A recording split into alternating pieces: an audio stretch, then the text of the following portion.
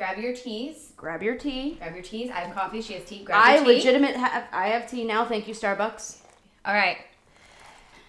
Billie Lee has a podcast come out with Joe, and they go into... Well, before this, she had already alluded to things happening. Right. To recap, Joe went on a podcast basically saying Billie Lee and Tom Sandoval are no longer friends. Billie Lee needed to establish a boundary. Victoria Lee commented on said clip of that podcast, basically saying that Billie Lee did not establish a boundary. Yeah. Crickets for days later. Days, yes. Now cut to Thursday morning. Billie Lee puts out a podcast. Joe is on it. And they touch upon that further. And Billie Lee speaks out in her podcast. She does confirm that her and Sandoval are no longer friends. They're not speaking right now because apparently it's all Victoria Lee's fault. After dating Victoria Lee, Tom Sandoval had broken his sobriety. He would leave his house a mess with drugs everywhere. And he and Victoria... Follow the DARE program, guys. And he and Victoria apparently would drag Billie Lee into their extremely toxic fights. I have to say,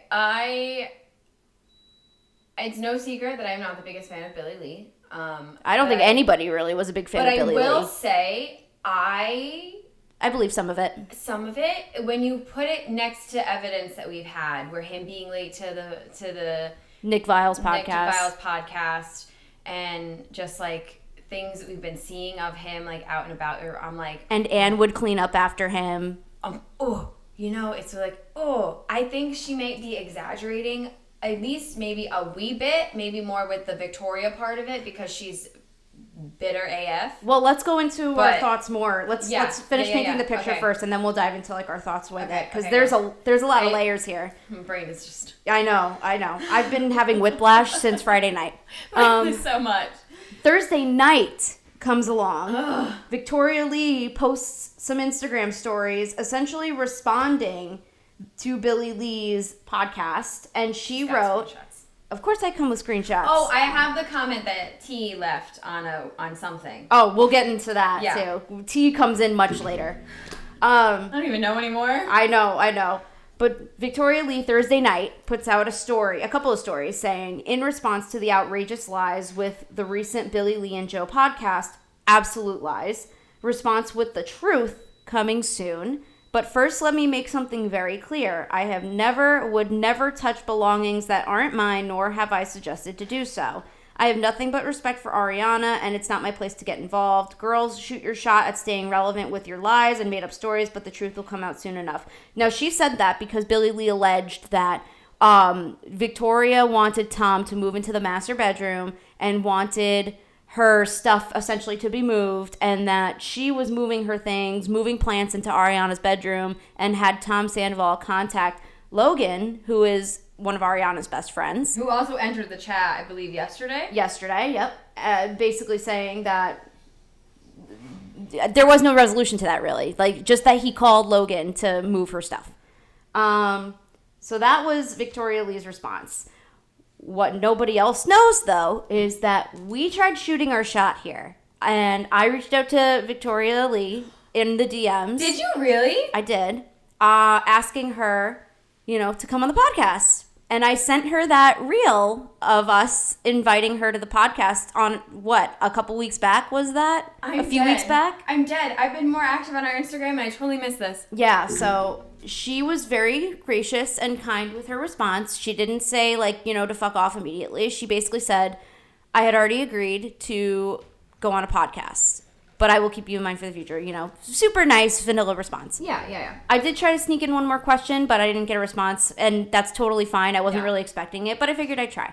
So, that's when we posted that we were able to confirm that she was doing a podcast. We just didn't know which one it was.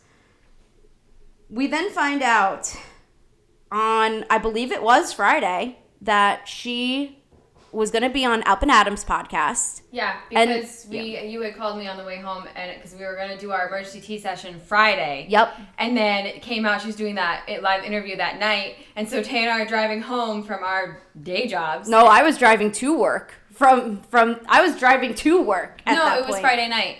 You called me on the way home Oh, Friday. I did. You're right. Okay. Because I was leaving, you were leaving, and you were like, don't come to my house. And I'm like, oh yeah, okay, we'll wait till it's over. We'll wait till it's over because we wanted to make sure we got everything out of the way needed. Hurts. My brain hurts. So I posted myself up on Friday night. She did say that Kyle Chan was going to be on the podcast with her. So I posted myself up in my bedroom while my boyfriend had his friends over. Sat isolated, had my dinner plate at the ready, and I watched that full hour and a half long live. And holy shit, I wanted to just cry afterwards. I don't know if you guys saw our Instagram story where our text messages, because she texted me after, and I was like, no, I'm fucking dead. I was keeping up on Reddit on the live thread that we had going, and then I read the Vanderpump recaps. Yeah. Post. She's a godsend, a queen, an icon. I can't believe she was able to transcribe that whole thing. That's how I did the interview. I just read the transcript. Mm-hmm. It was much easier than me trying to and then she was putting in at least on the Reddit side of it, she would put in when Billie Lee was commenting in the chat. Mm-hmm. Billie Lee was Very in helpful. the chat. Let me tell you something before we go into the notes of the live. This live was a spectacle. It was a spectacle. The live, I've never tuned in for a live while it was happening before. I've never been part of a live chat before this. Mm-hmm. And when I tell you that live chat was popping.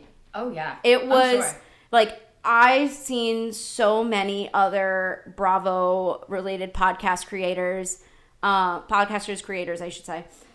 I saw everybody. I saw Bravo and Blaze. Mm-hmm. I saw the Queen Bee Show. I saw Reality Ops. I saw Connection Queens. Bravo Buds was in there.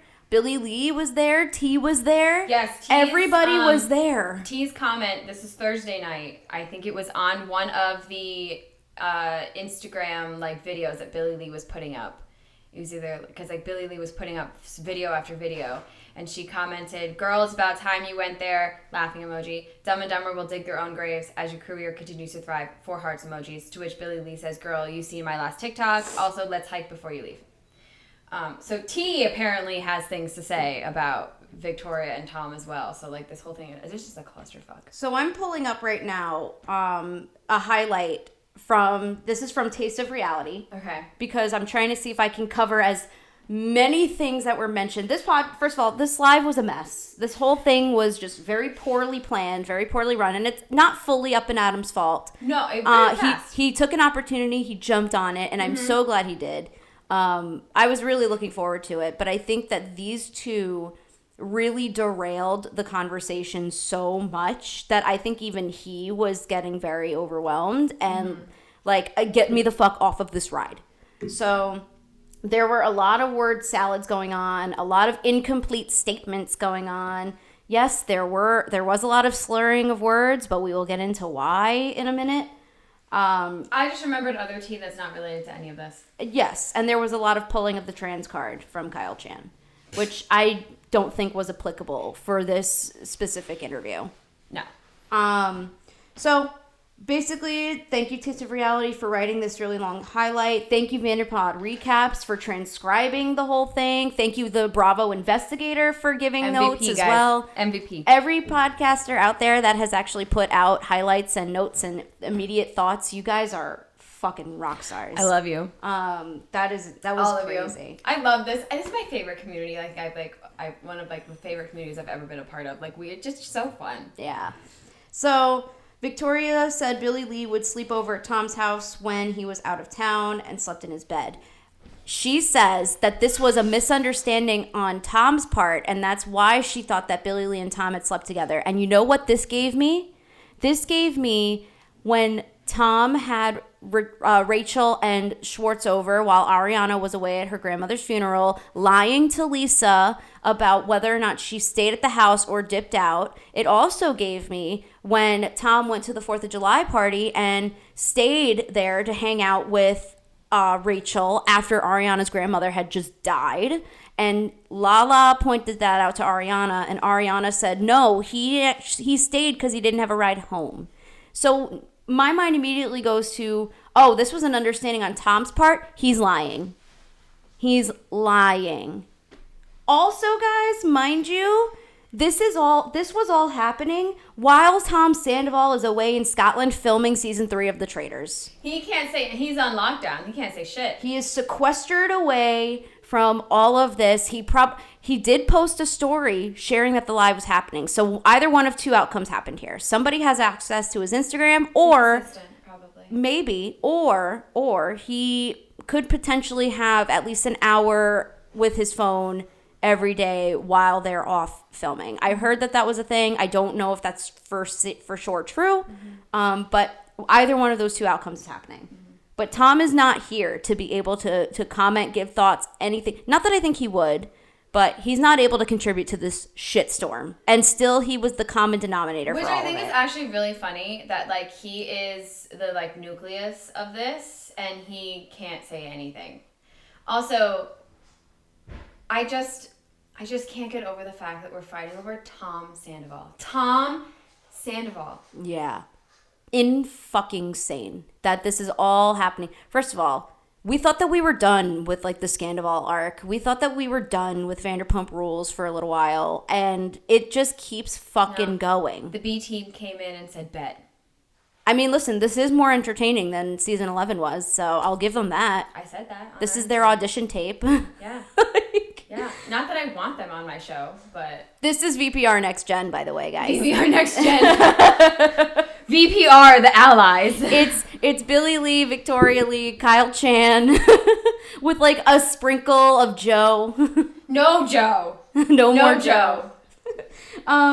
Victoria Lee claims that she never stormed into Tom Sandoval's house expecting to see him in the act with Billie Lee. Billie Lee did claim that this was happening. Billie Lee would also claim that she would call Tom whenever they were hanging out alone, and she would get pissed and they would start fighting, and he would have to go upstairs because they were fighting. This was very weird claims here, and they didn't really make a lot of sense. So I think that, I'm going to skip my thoughts actually for right now.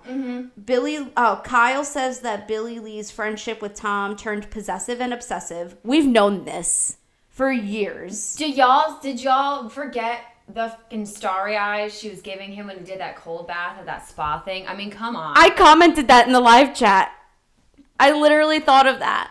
It's been known. Okay? Like the way that she would look at him. Really? Which is why I think she is truthful to an extent, but exaggerating when it suits her narrative. Because she's upset that, and I do not disagree with the theory that her and Tom were hooking up. And I think that she's bitter and a little upset that she thought he picked her. He didn't. He picked Victoria, and now and now the girlfriend has put up a boundary. And now she's floundering to turn the narrative on to, well, it's not my fault. It's Victoria's fault. And instead of just focusing on the fact that, like, Tom Sandoval is, like, trash. And the only reason why I believe that some of this is definitely not true or exaggerated is because she managed to have a friendship with Ariana. And there were rumors back then of them, like, potentially having a threesome. Right? Do you remember that? Yeah, I think it was right around the time of the open relationship. No, because it was around the time that I think Tom had mentioned, Tom was, like, kind of outing Ariana for being bi. That was many seasons ago. And it was around the same time when the Lala stuff was happening too, when she ate her cookie in the back of the car. Yes. Kyle says that he respects Billie Lee. She's a very pretty girl, but claims that she plays the trans card. Kyle makes it clear that he wants Billie Lee to be healthy and safe. I believe that to an extent because Kyle is a nice guy, but I also think that he used this narrative as a way to try to derail the conversation in a different direction. You know, because he mentioned it more than once and again, in times when it was not even applicable to the conversation. Yeah, it's like a nugget of truth, but you're exaggerating and, like, banking on past receipts that we have of her doing that. Of like, you didn't invite me because I'm trans. It's like, no, we didn't invite you because like you're an asshole. Like, it feels very similar. And it's like, oh, remember that time that she was doing that? Like, oh, I don't know about this intervention, but let me tell you about Billie pulling the trans card, and that's my relationship with her. It just light bulb moment with all of the anti-LGBT, anti-trans narrative that is floating around in the universe at the moment. It feels very strategic in that sense too, of like, look at how terrible these people are.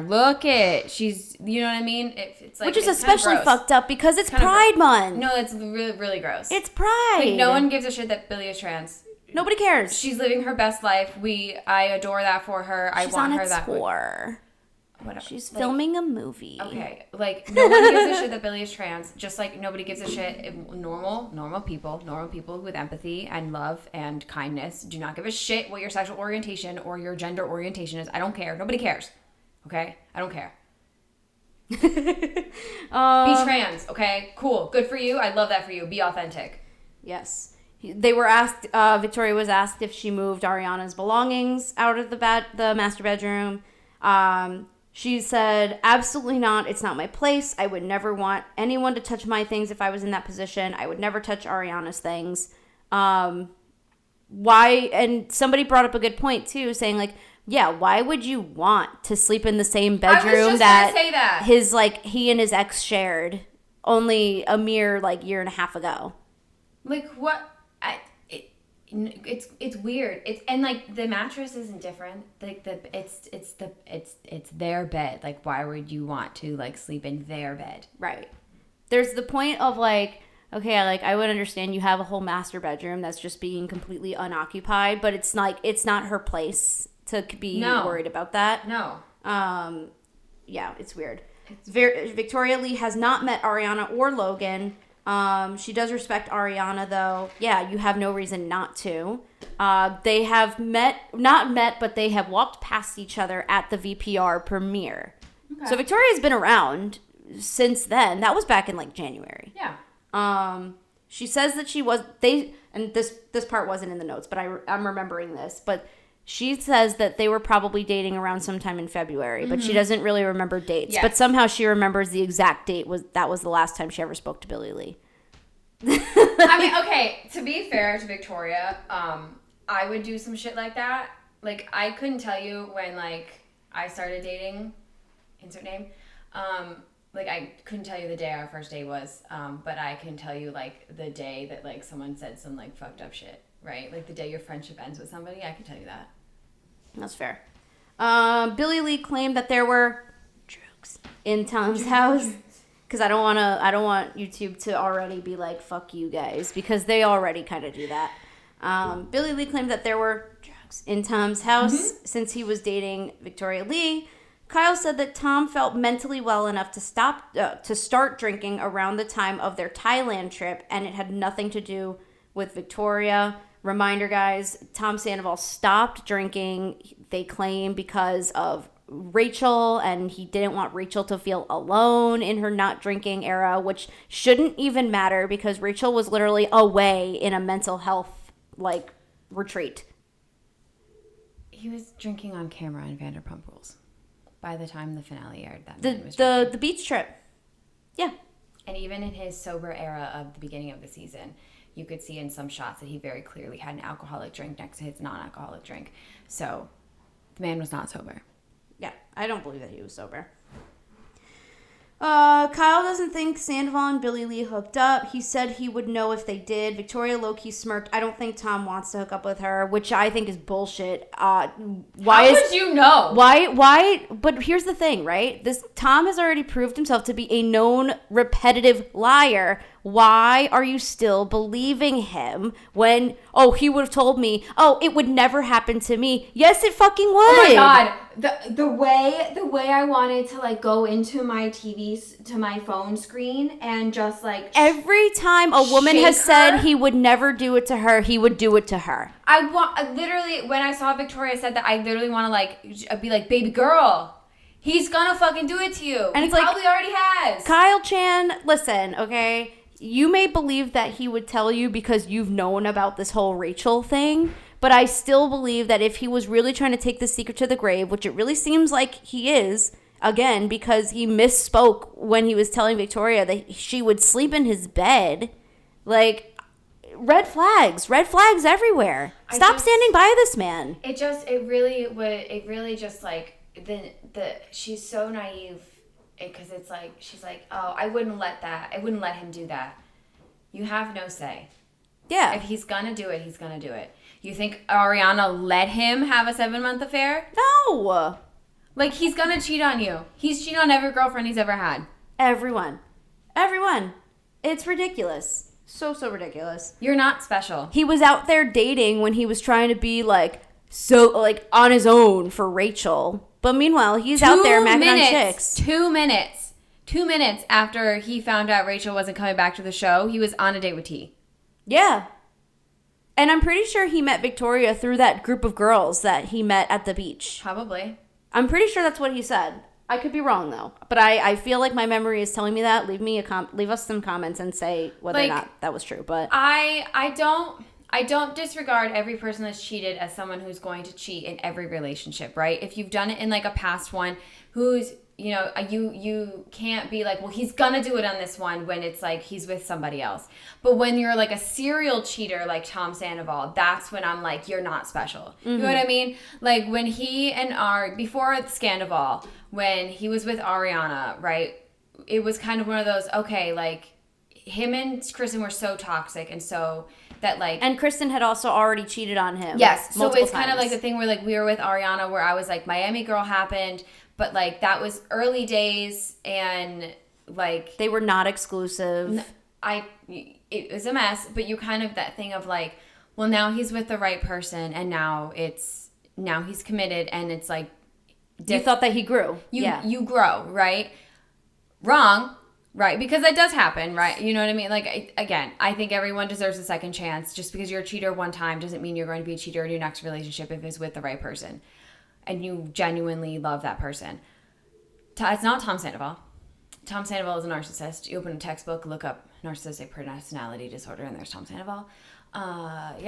He's a serial cheater. And I do not believe for a second Victoria Lee is special enough. Correct. Nobody is special enough. Especially after only like a few months. Tom and Jax, no one is special enough for them to not stick their in somebody else. Correct. In regards to Victoria slurring her words, Victoria said she was in a really bad car accident that affected her speech. I have a speech impediment. Her speech patterns are not from drugs or alcohol, as Billie Lee claimed. That's such a shitty thing to claim to say that. This one I don't know what to believe. I don't know what to believe either, but that is a really shitty thing to just throw out there. If let's say this is true, right? Let's say she does get into a car accident. And actually, I was watching Jolene Lunzer's live from last night, and she was doing essentially like what we're doing right now. Mm-hmm. She did point out like every Bravo star seems to have like a massive major thing that happened to them. Like there's always some sort of tragedy that somebody is claiming. Mm-hmm. Why, right? So I have that in thought at the back of my mind. But again, let's just say that this is true, right? Mm-hmm. And Billie Lee knows that. And you're making these comments and insults about her slurring her words and trying to claim that it's about drugs. Mm-hmm. That's pretty fucked up. Mm-hmm. That would be an awful thing to do. But it would also be an awful thing to do if it turns out that you actually are slurring your words because you're just like messed up all the time. She didn't look all that there. I will point out, I know everybody in the chat was saying that, and it was... I tried not to contribute to that part specifically because like I don't want to go insulting somebody's looks. I almost want to be like, well, she could have been nervous, and so it's like disassociating a little because it's like a stressful situation. Yes, and Kyle Chan was rambling a lot too. But also, like your supposed career outside of dating Tom Sandoval is like a model. But she's not even currently signed.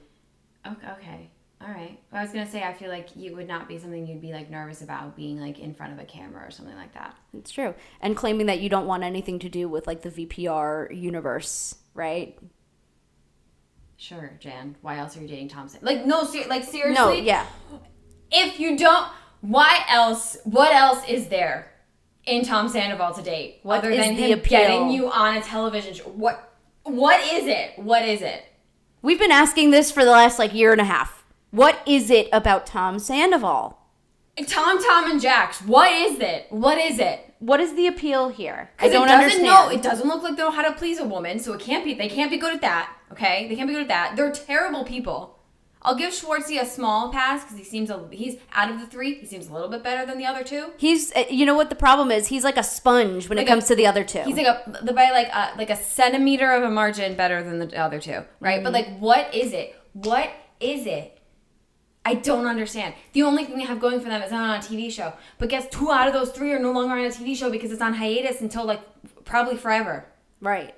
Oh God, it's disgusting. I'm literally And also, they claim, I don't know if it's going to show up in Taste of Reality's notes, but I'm going to point it out now because it's fresh. They both mentioned, too, how badly Tom has been punished, right, for the whole scandal of it all. But here's the thing, right? And again, I watched this from Jolene Lenzer last night.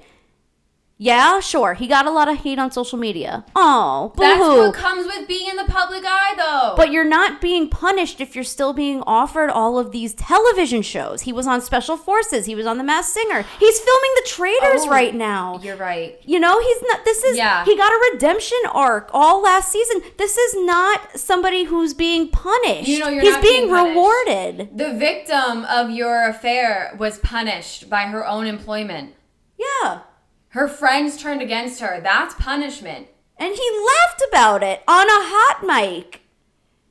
I hate this. I hate this. I hate it. I hate this it. This is not somebody who's being punished for something he did. He's being rewarded for it. He is, correct. And if you mean to tell me that just because people are mad at him about it on social media that he's getting punished for it, shut the fuck up. Bullshit. The real punishment here is if he gets blackballed from the entire industry.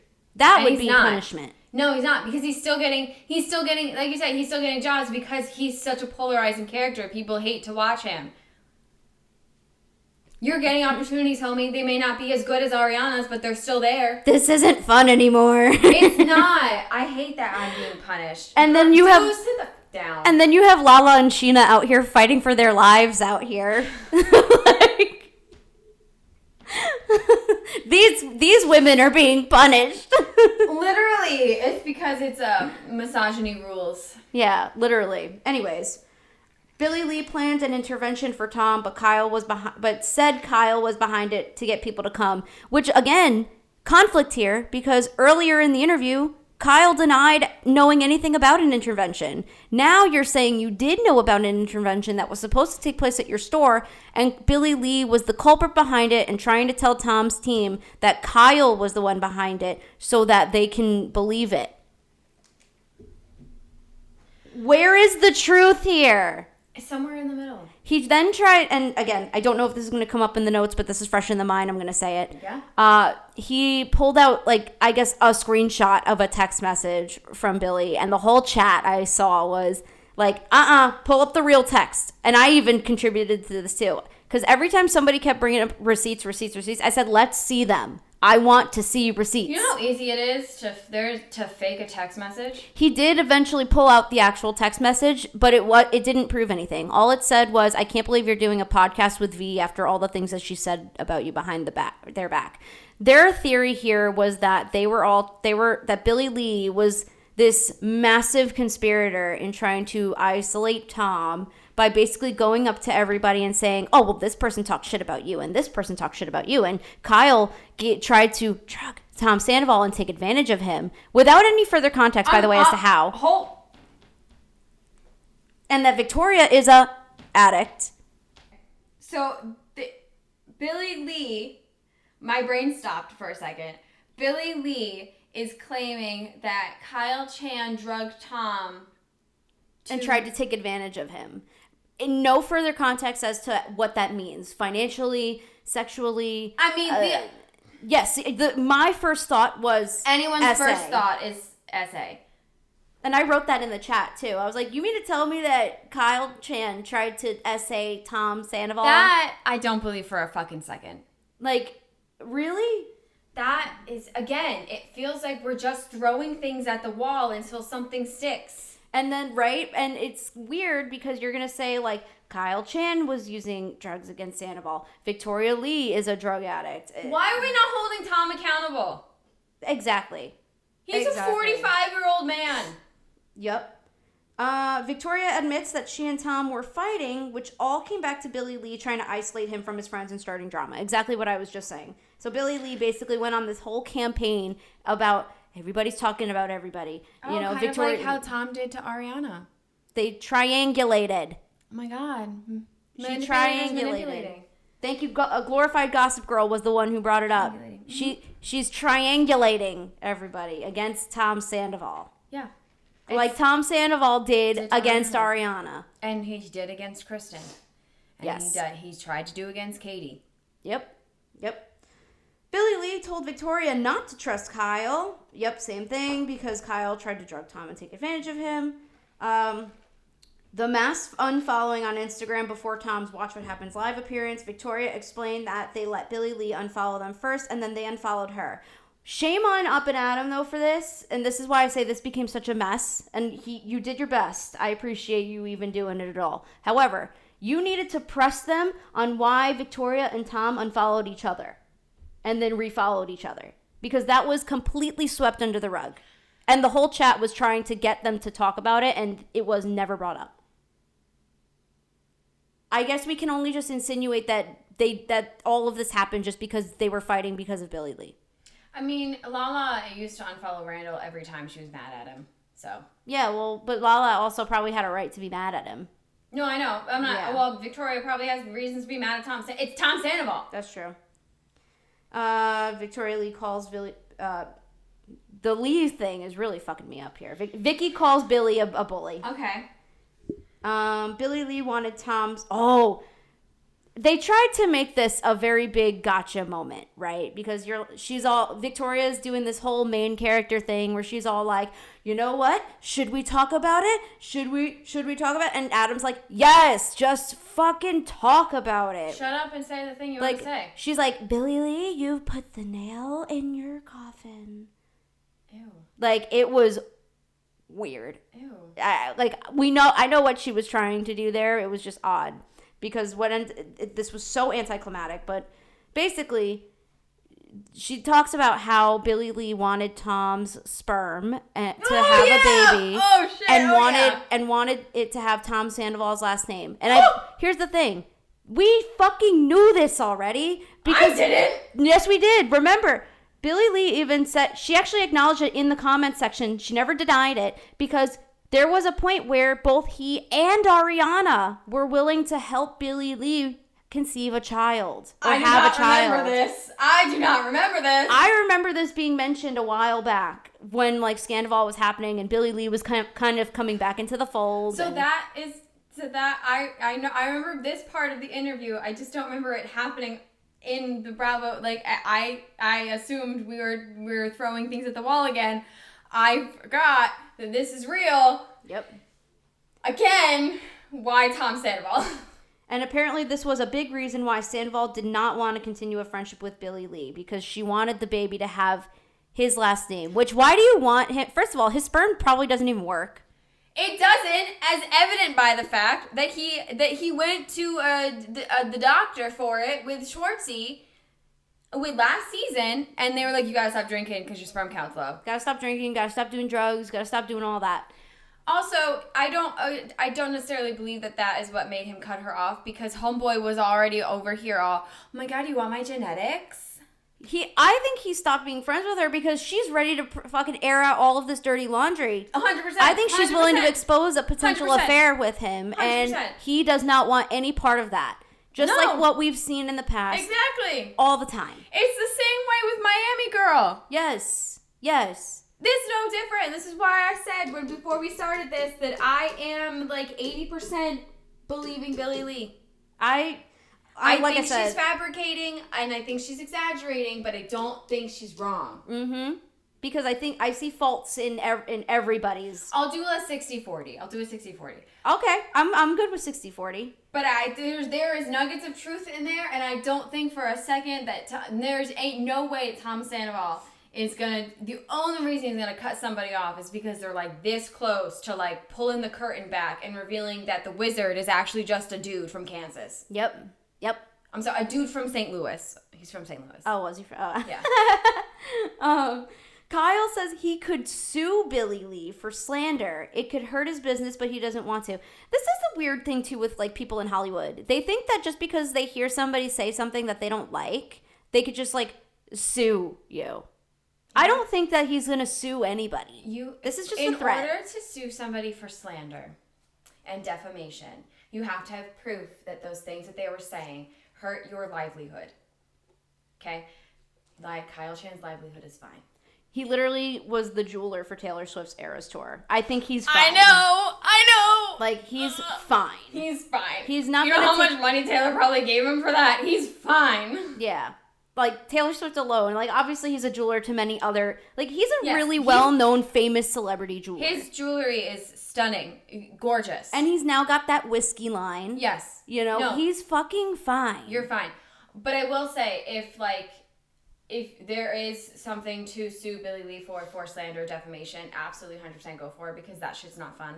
That shit's not cool. Alluding that he may have essayed somebody, that these, you know, the things that she is throwing out against the wall are a little... I don't think it ever would hurt his livelihood, though, because Billie Lee already doesn't really have a very big reputation out there anyways. No, she's like a struggling comedian. Outside of the Vandersphere, nobody knows who these people are. Yeah. Kyle Chan is the only one that people know outside of the Vandersphere. Yeah. Because, like, the Swifties, right, when they were found out who designed the jewelry, were, like, flooding... right, and like looking. I guarantee you half of them, if not more than half, do no idea what Vanderpump Rules is. Correct. So he's fine. Also, Kyle, if you want to give me a replica of the Eras Tour jewelry, I'm not going to say no. Adam asks, since Tom is filming the Traitors and he doesn't have access to his phone, is that why they think Billie Lee is talking? Yes. That way Tom can't refute her claims. Kyle and Victoria agreed Billie Lee was doing it for press. Victoria mentioned Billie Lee's following grows when she talks about Victoria. I don't know about that. I haven't seen any evidence of that whatsoever. I 100% believe, though, that she's doing it because the show's on hiatus.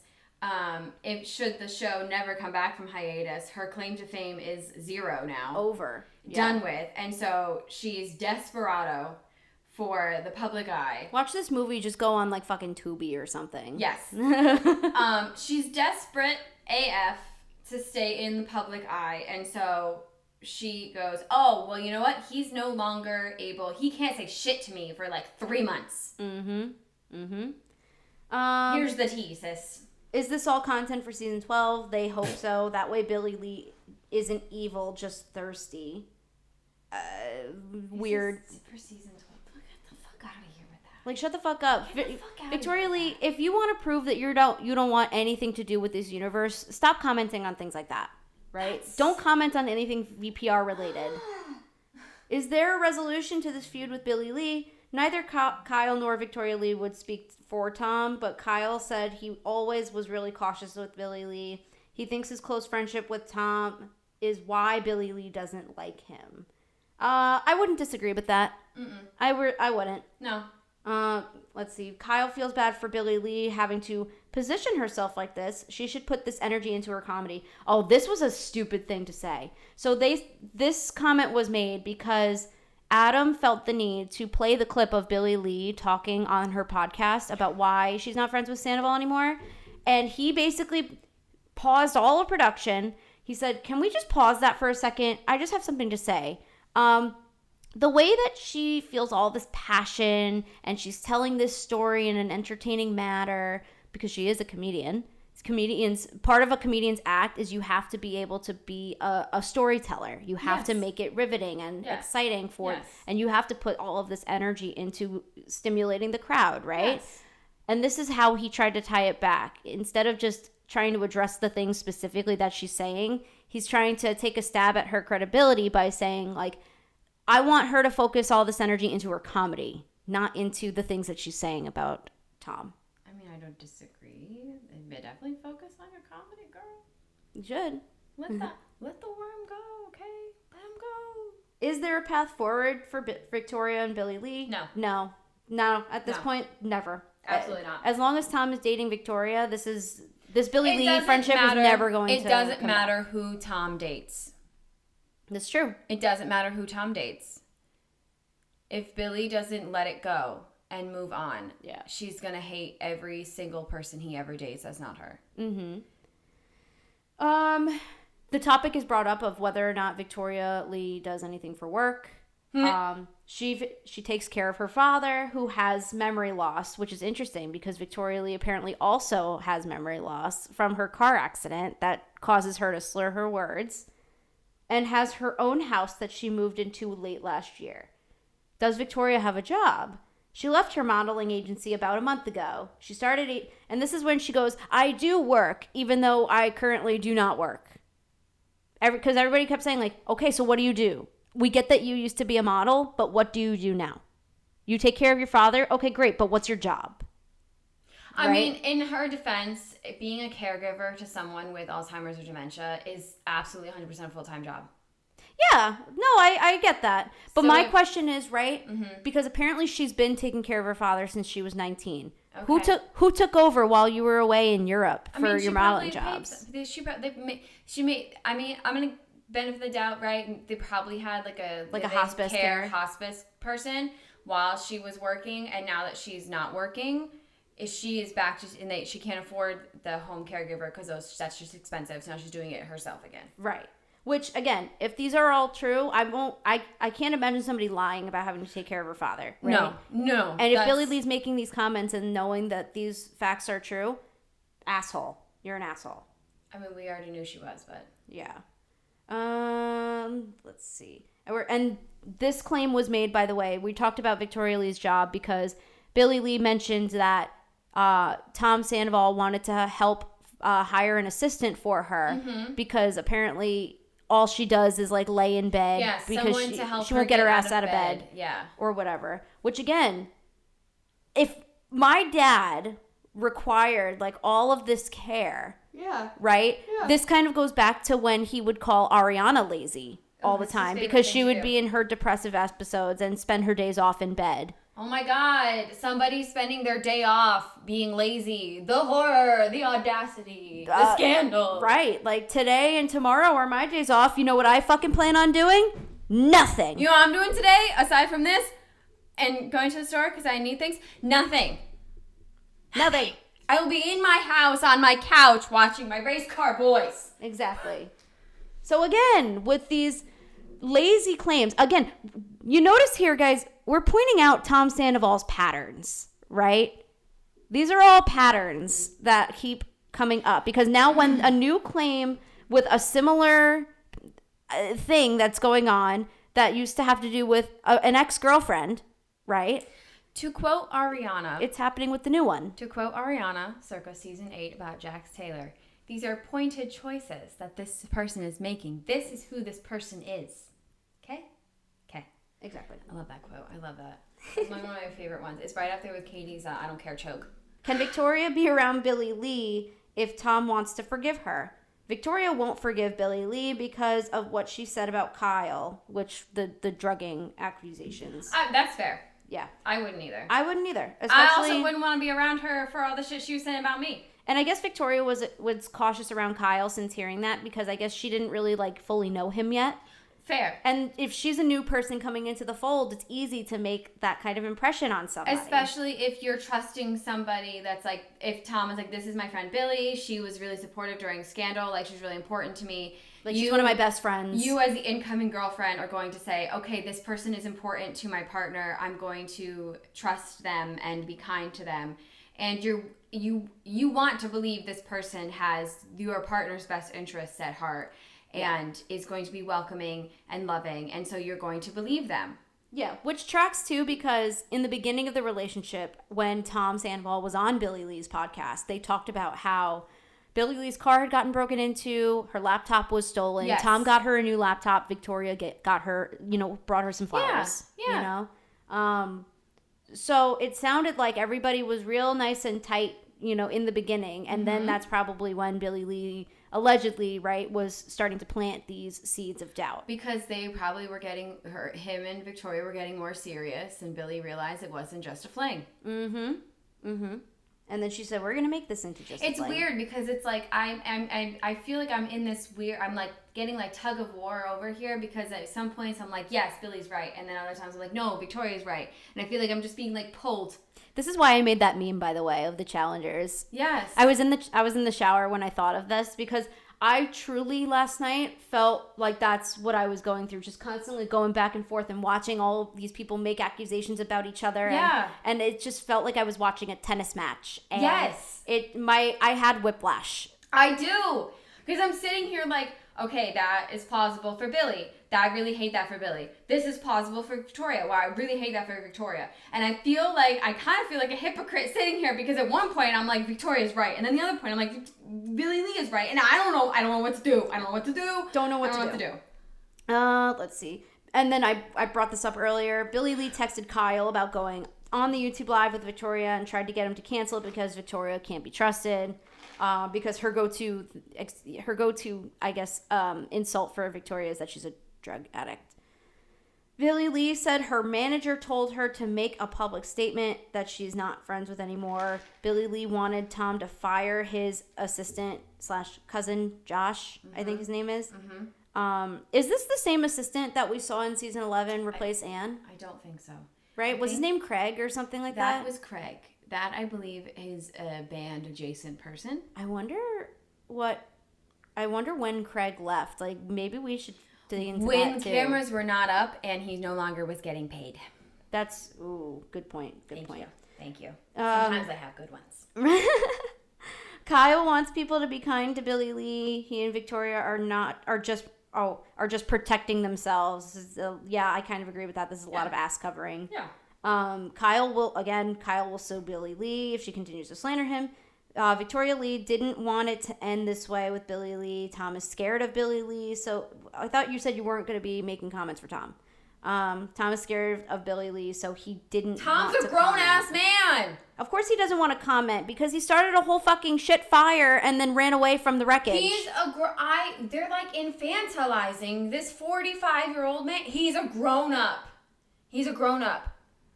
He can make his own choices. He's not out here some little baby that like can't defend him. He's a 45-year-old man. So an hour and a half goes by. Victoria basically says, I have to pee. Everybody assumes that she wants to do something other than pee. But then Adam decides, you know what? This is where we're going to cut it. And like I said, I came out of this live just as confused. You did. I go onto TikTok and I saw that the Queen Bee show, Amanda, was live. Mm-hmm. I hopped in. I love that you did that because you were contemplating doing it on our own, and I was like, just do it. Oh, yeah. I texted you first. Yeah. And I was like, I'm kind of thinking about going live because I want to, like, air out what the fuck my thoughts are right now. Do it. But I didn't have a lot. So no. I just happened to go on her live, and I saw that I just wanted to hear what she was saying. And she clocked me like lightning speed and immediately invited me to her live. So I was like, so thank you, Amanda, for that. That was awesome. When we spent a few minutes just kind of like trying to figure out what the fuck to even think about all of this. And then I went on to watch Bravo and Blaze's live, and we talked. I talked via the comments, just kind of what was going on there too, and I think everybody who has watched this live deserves to be compensated for all of the pain and suffering that was caused. I really think you do. I really think you do, honestly.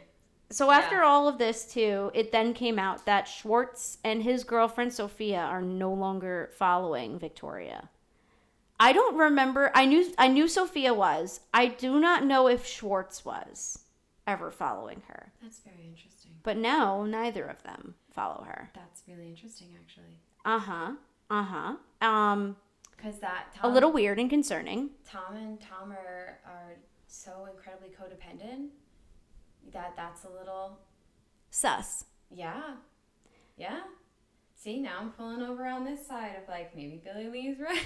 Billie Lee has since given small responses. I'm actually checking IG now just to like see if I missed anything, but basically now she wanted to take the day, process everything that was being said, She apparently says that she has receipts, so we've heard this before. She might be, if she didn't record yesterday, she possibly could be recording her podcast today to really give her response. I can't take any more. I can't. Supposedly with receipts. So we're on standby pretty much right now. I can't do it.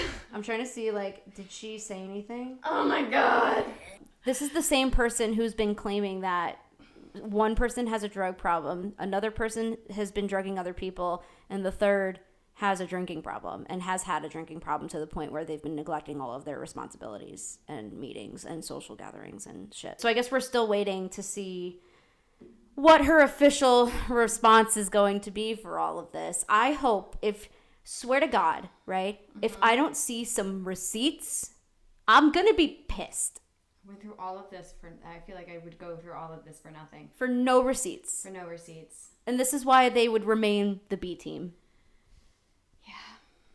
I feel so dumbfounded and confused, almost as if I had been on drugs. And I think that we're all collectively, as a community, just are what in the fucking? A constant state of confusion. A constant state of like, what the fuck? Because every time something else comes out, I'm like, I can't keep up. I'm too old for this. Also, y'all, they're too old for this. They're our age. Is Billie Lee closer to 40 though? I think Isn't she in her 40s? I don't know how old she, but they're all generally in their either late 20s, early in their 30s, or like almost 40. Victoria apparently is 31. I feel like I remember finding this out earlier in the year, but I'm still so like, my mind immediately always goes to 25. That's how I feel about Allie. I thought Allie was way younger than she is, and she's actually like closer to 30 than I thought. She's like she's a year younger than me. Mm-hmm. Mm-hmm. Like we're the same age practically. No, I just y'all have nothing else going on. You have nothing else going on other than to just fight over Tom fucking Sandoval. A worm with a mustache. A worm. This is the man that you're choosing to fight over. This one. This one. Of all the men in the world, we're going to pick Tom Sandoval.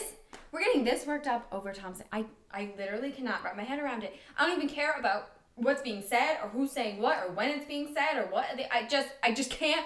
The one thing I can't wrap my head around is the fact that we are going this postal about Tom fucking Sandoval. One other thing too that I don't understand is that I understand that there are people out there that like Kyle Chan. They say that he's a really nice guy. Okay. I'm sure he is. Yeah. But what I am always going to find very sketchy is the chokehold that Tom Sandoval has on him. How do you stick around somebody like that for so long? If you're not, he's a little bit. You can't even say that. You can't even say, right, that he's using Tom for clout because he doesn't need Tom for clout. He doesn't need Tom for clout, number one. Number two, it's not even like he's that prevalent of a figure like on the show. I think this is the most that season 11 was probably the most we have ever seen Kyle Chan on the show. Correct. You know? Yeah. Yeah. So it's like we can't say that he's using Tom Sandoval for all of these things. I've claimed it earlier, but I've retracted. I think it just comes back to that you are the company you keep. So Kyle Chan seems like a very nice man, but he's got a certain level of sketch to him because if he's going to be friends with Tom Sandoval. He's riding this hard for Tom fucking Sandoval. Mm-hmm. Yeah. So I think that I've gotten everything out on my thoughts for it. What about you? You got anything else? Just what the fuck? What the fuck? I ain't got nothing, guys. I ain't got nothing. Brain dead, snatched, gone. Well, we have a Vanderpump. Go take a nap. Everybody go take a nap, okay? Put your phones down. Walk away. Yeah. We have a Valley recap coming up. At the time that you guys are watching this right now, obviously we have already shot it, but in the time that we are filming this, we are actually doing our recap of the Valley finale tomorrow with Erika. Today is Sunday the 10th. Sunday the 9th, excuse me. I don't know days anymore. This is Sunday, June 9th, as we are filming this reaction, recap, emergency tea, whatever you want to call it. in the afternoon. Yep, we started this around probably 11:30. Yeah. So we've spent a lot of time on this. This could be its whole own episode. It could be, but because we're dedicated, and we hope that you are just as dedicated, we will we'll put this in the episode because it's all current. And it's because our original intro is old now. Yeah. And also like there's not much to say about the Valley finale except for like the last like 10 minutes. So like especially because of the extended stuff that we've seen. So you know what I mean? It's not like the recapping the Valley is going to take up majority of the time anyway, because like what is there really to talk about other than like what has already been we already all knew happened. We talked to Erika last time for a couple hours about an episode of the Valley, and we've taken a few tangents, so I'm sure that maybe the same will happen again. Oh, it's true. This will be a 3-hour podcast. Granted though, the last time we talked to Erika, we did like a double recap of Vanderpump and the Valley. Yeah. So this time it's just the Valley. It is. I gotta rewatch the episode tonight, or tomorrow before we film. Only because I watched it a couple days ago and I want my feelings to be like fresh again. Yeah, I'm gonna do the same, but I do feel the need to share what my notes look like. Oh, I'm so excited because obviously like. And I tried, like I know I've said in the past that it's been hard for me to stay tuned into the episode, but I will say it right now. This finale was the best episode the whole season. The best episode of the whole season. I could throw the whole season away and just watch that finale and I will be just as happy. Yes. Because that was top tier TV. Yes. And it's probably because they chose to put the cameras back up. And I thank them for that. Because if not, it would have just been like a weird fight at like Jax's bar.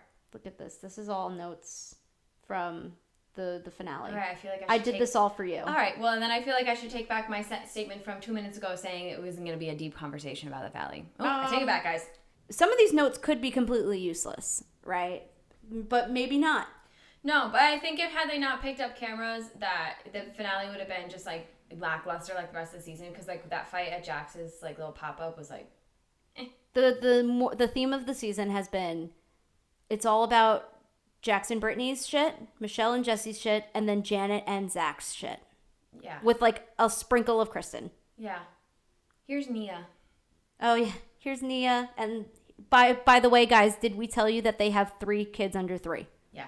But we hope that you guys enjoy our Valley recap. We hope that you guys have enjoyed our recap of this spectacle, and we will be ready for more updates once we see Billie Lee's episode. I know that we're giving these people exactly what they want, but unfortunately with the Vanderpump hiatus, there is not really much else going on. No. Also though, in brighter news, I will end it with this. Love Island starts in 2 days. Yay! So we'll be figuring out how to handle that, because obviously they'll be filming like daily. Yeah, I've never watched a show like this before, so I'm really excited. This is going to be a huge shift for us too. Yeah. Because we started off on Bravo, and now we're going to be moving to a non-Bravo show. Well, it's technically under the same umbrella because Bravo is owned by NBC. Yeah. And this is a Peacock show, which is also owned by NBC, so it's under the same like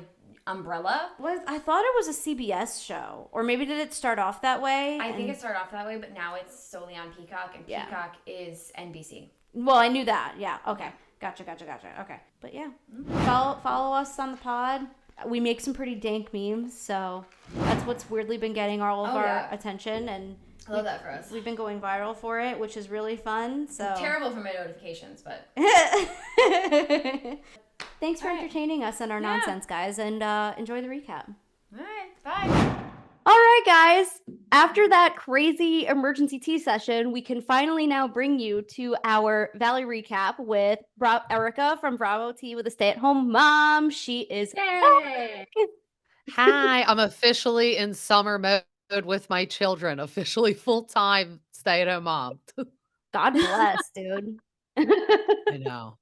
They're already driving me crazy. I'm like, this is the first technical day of summer vacation. Yeah, my heart really does go off to all the parents that are now having to deal with their kids being back home all the time now, having to entertain them and whatnot. That's the one part of nannying that I do not miss is like summer vacation. Oh, you were a nanny? That has to be interesting. Yeah, for like 6 years with one family and then another 4 with 2 different other ones. So I was a nanny for like 10 years. Summer vacation's rough. Yeah, I know. Well, and I feel like I don't know how you feel. I feel like your own kids, like, listen to the parent less. I don't know. Like, they're very behaved at school and stuff, and then I'm like, Yeah. "Why are you not behaved here?" Oh, that first week, like the kids that I had were very well behaved children, but like that first week of summer break, it's like good luck. They're listening Yeah, to nobody and nothing. yeah. Yeah, yeah. Knock on They're wood, like, my yeah. youngest one is napping right now, and the older one is, like, watching TV, so they're listening for now, and I was like, "It's because we'll watch a movie later, and I'll make popcorn and, like, bribe." The good old-fashioned bribe. Right. If you're good, you get movie night. Yeah, yeah. Well, speaking of rough, that's exactly how I'm feeling about these last couple of days. We've had a lot of things to talk about. We just did an emergency T-sesh yesterday to talk about all of this Billie Lee, Victoria Lee, Kyle Chan nonsense, and we might as well have you talk about it too because we see that last night Tom Sandoval has given a response Mm. somehow from Scotland. It's probably his HR department, as he said, I don't know. Like, I was Yeah. like, he probably has people in charge of his social media. Had his assistant do it, is what I think. Because it didn't sound like Tom at all. No, no, and like you said, he's filming the Traitors, so they can't even have their phone. No. But it's not weird, like, I would definitely pay someone to keep up on my social media if I'm on a TV show that I can't have my phone at.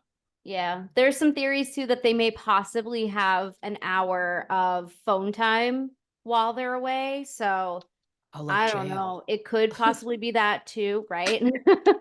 Like jail.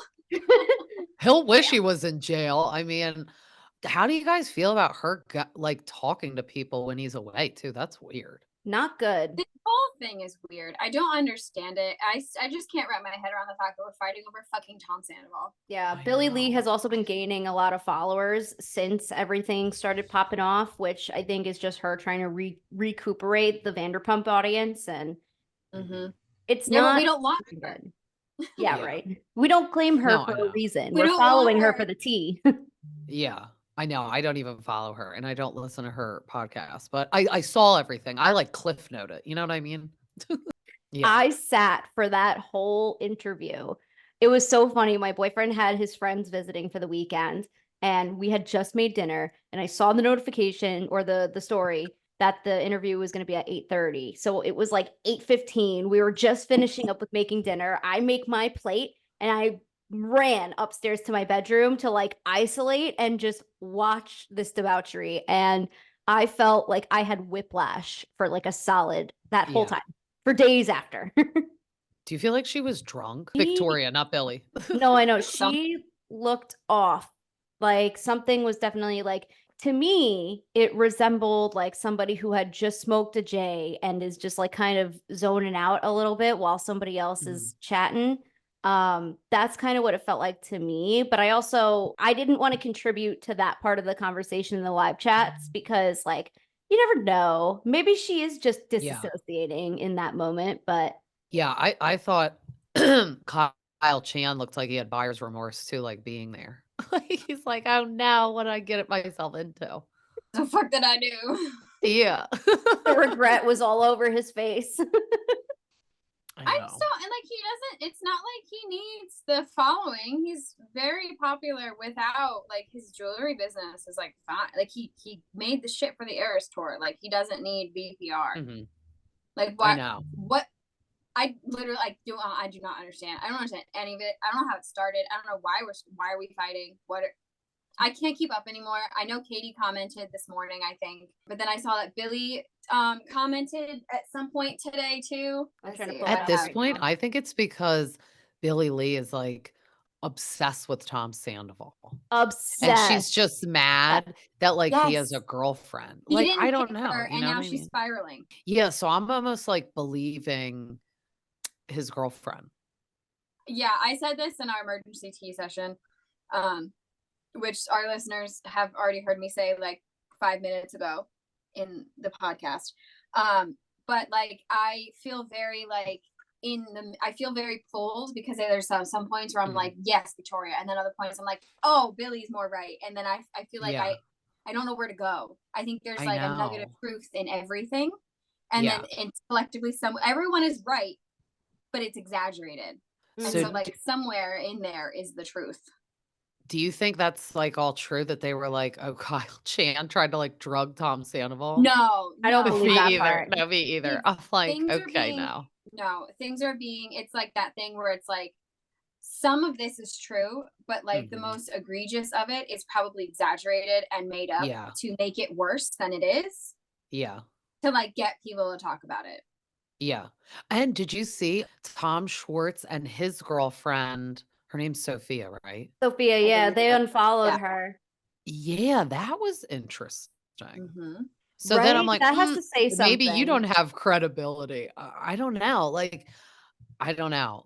That's what I mean. Like you said, back and forth of Mm-hmm. who's right. All these people are lunatics, so I don't know. Weren't they Yeah. all together at a festival too, like fairly recently over the last like month or Probably. two? I thought I Well, saw and then pictures.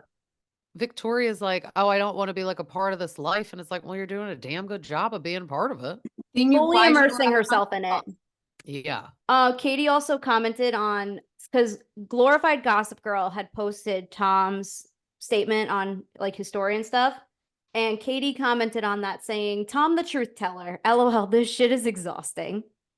Oh my God. I know. It's like, well, we can't believe anything he says, but he's not really in it. So it's more believing her. But it's Yeah. like she wants to be with someone like him. So it's like, I question your mental stability anyway. Yep. I And said that for like all week. I'm like, we all the girls that are dating Tom and Jax, I'm like, where are your families? Because I know my mother would beat Mhm. my ass Mhm. if I came Except, home with a Tom Sandoval. except we see that Jax isn't dating that big titty lady. No, That was No. like a setup. But then I'm like, weird. It's I don't under that. I also don't understand, and I'm hella triggered. We don't have a reunion because like I have questions and I need why? answers. I know. Of all things, why no reunion for this? that doesn't make any sense, No, especially like especially because they're getting season 2. I Ugh. know. frustrating. Very, very frustrating. And now we have to worry about Jeremiah having to produce both Vanderpump Rules and The Valley for the next season. Oh, I did So see that. Yeah. Mm-hmm. we'll see whatever shit unfolds there. But Billie Lee, as of today, is Monday, June 10th. Tomorrow, the 11th, is when Billie Lee will be going into the studio to record her side. And she says she has receipts. Everybody is talking about receipts, proof, timeline, screenshots. Yeah. Um, Sam. I don't care about talking about them. I just want to see them. Yeah. Like, stop telling me you have them. Just fucking show me. Yeah. Put that But shit then up at on your this Instagram point, story. yeah, then at this point, like, unless I see videos of people, like, I'm like, you could like change names in your phone and like text yourself. There's Like, literally apps. that's how There's literally crazy I am. apps. Yeah. Yes, I'm like, there's apps you can download to like fake text messages. Like it's not that yeah, hard. I You need could full even video. do it on like fucking Canva if you wanted. If you were that dedicated, you could do it on fucking Canva. Yeah. Yeah, somebody get those kitchen camera recordings that Victoria was talking about. Yeah. And then she's like, oops, actually, they weren't recording. And I'm like, okay. Like, that doesn't make sense. Oh, but there wasn't an intervention except for the time that she tried to have an intervention and then tell everybody that it was me.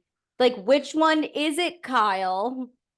Yeah. And then remember, Tom Sandoval and his girlfriend unfollowed each other like a while ago, but then like refollowed each other. So I'm like, They there's glossed something right going over on. that. Yeah. Did not even bring that up whatsoever. They talk about Billy doing the unfollowing for them, and they were like, "Oh, we'll wait for Billy to unfollow us first." And then they don't address Tom and Victoria unfollowing each other. Yeah.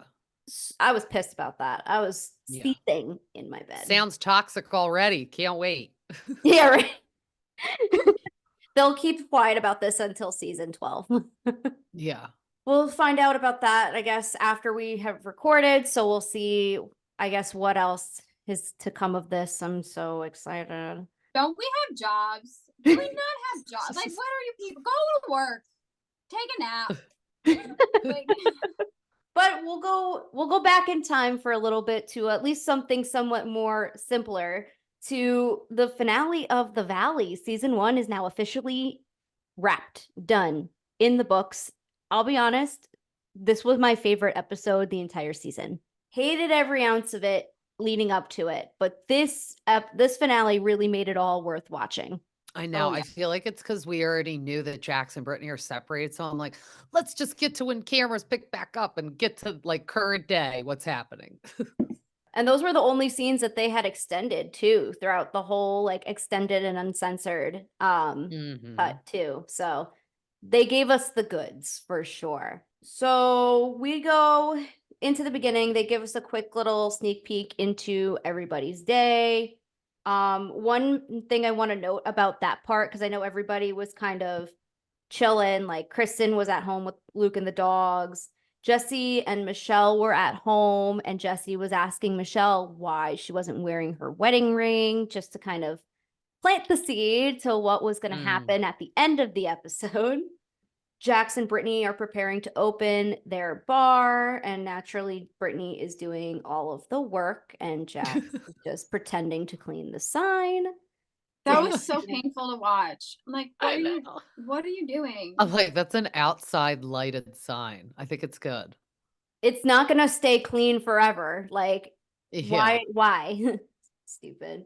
Danny and Nia were at lunch discussing potential houses that they can buy because they're out actually with Jesse and Michelle, so they can look at places and stuff. And that's been kind of their whole conflict the whole season, or at least towards the tail end of it.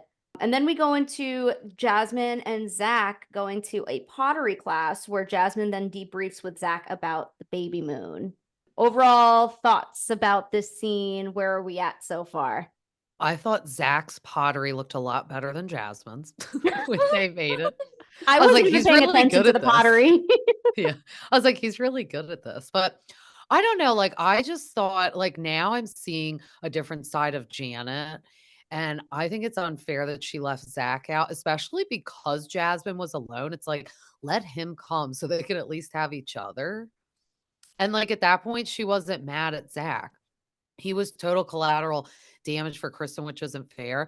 And I know they like don't want to say it, but I feel like it's unfair for him to be uninvited because then he wasn't like really into episodes. He's not getting paid for those episodes. Janet, I'm gonna be doing this all episode. All their names sound too closely like. I know.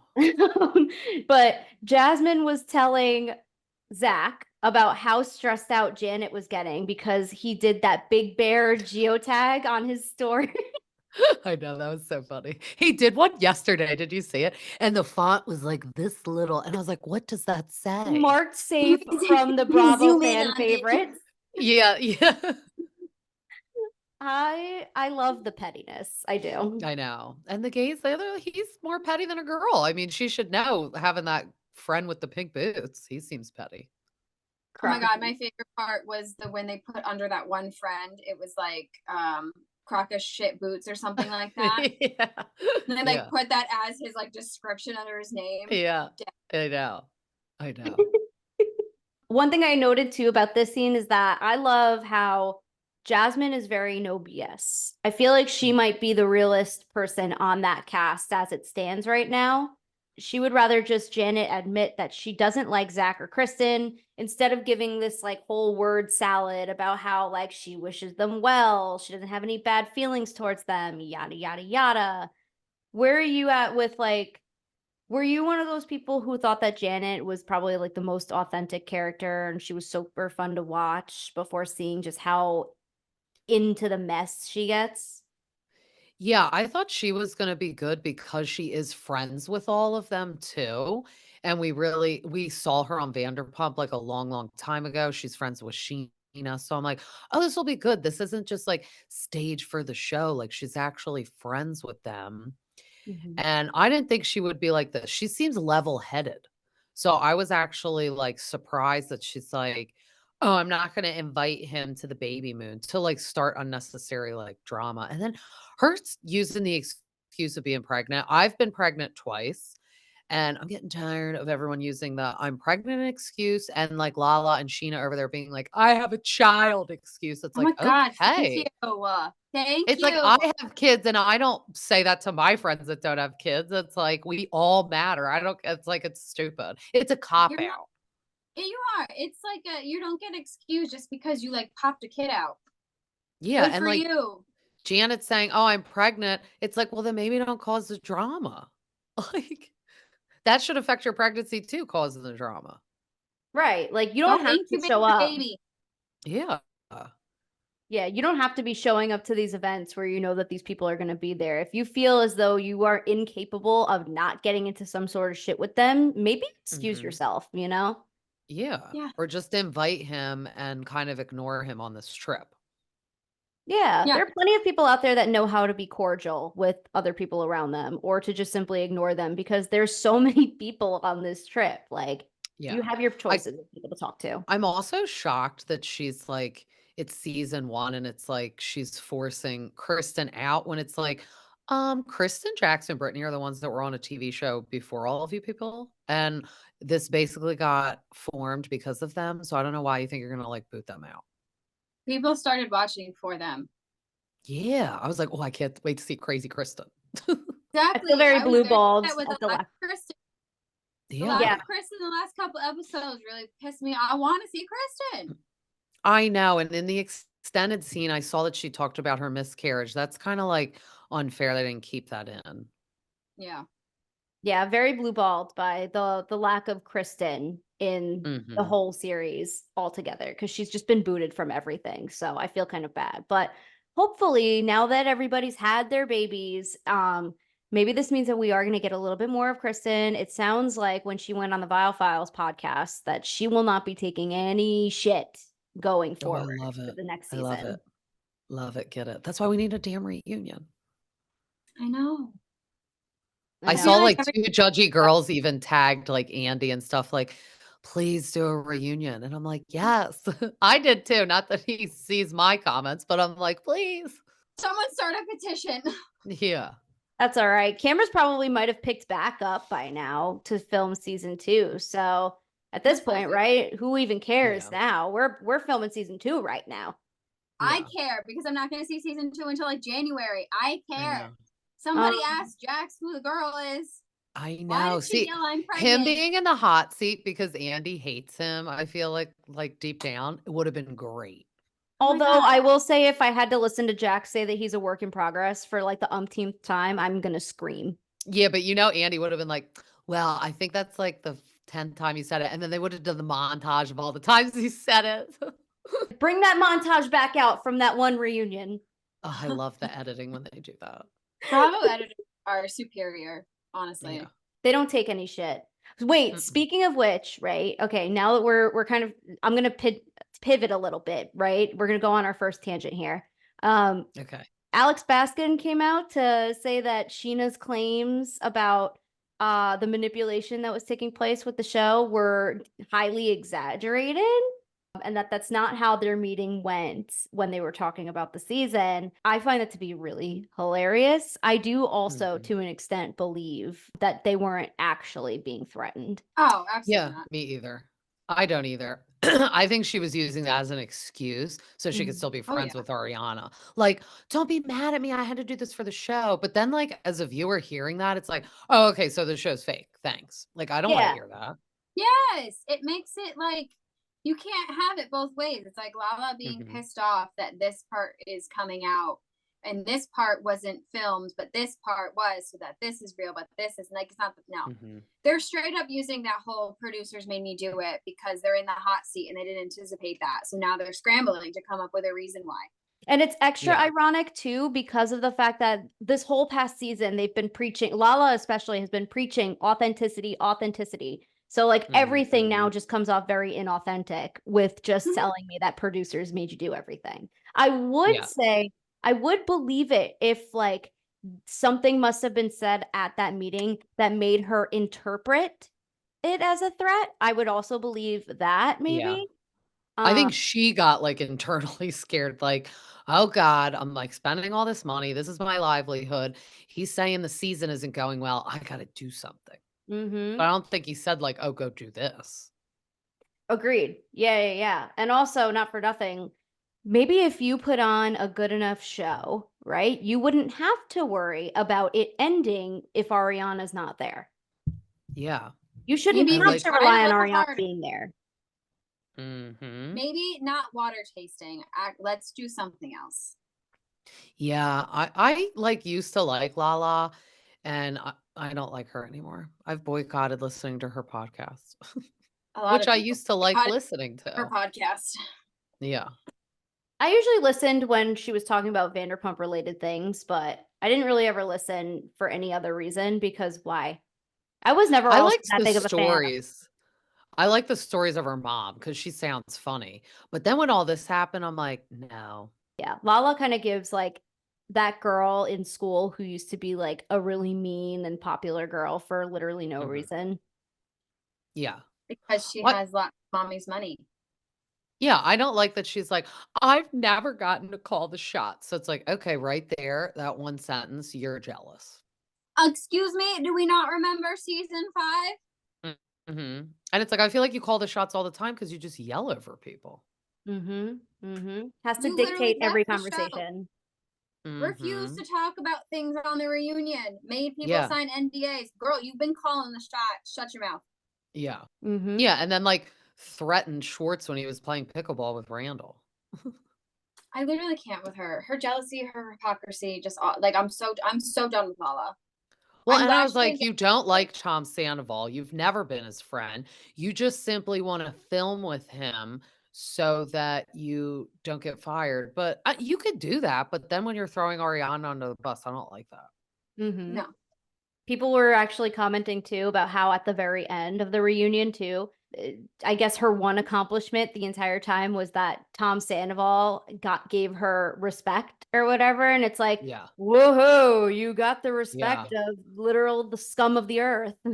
Yeah. It's like, I think I could never get that sentence and still be fine with life. And then remember, she was going to like storm off. She's like, I don't call the shots. And she was going to storm off. And she kept readjusting herself and touching her hair. And I'm like, stop touching your extensions. Stop pulling your dress down. I hate Maybe when they Also if do pointed that. out her extensions were like seen on I didn't know. notice it right away, but when I saw the pictures, I died. I know. I'm like, that's not even the same color as your hair.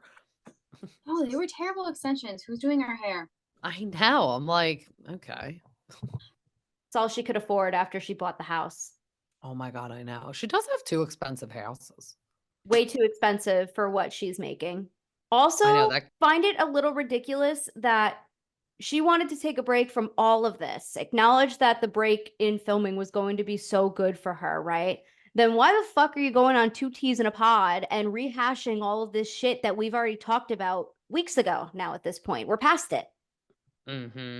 And bringing up shit from past. I think she was talking about last season too.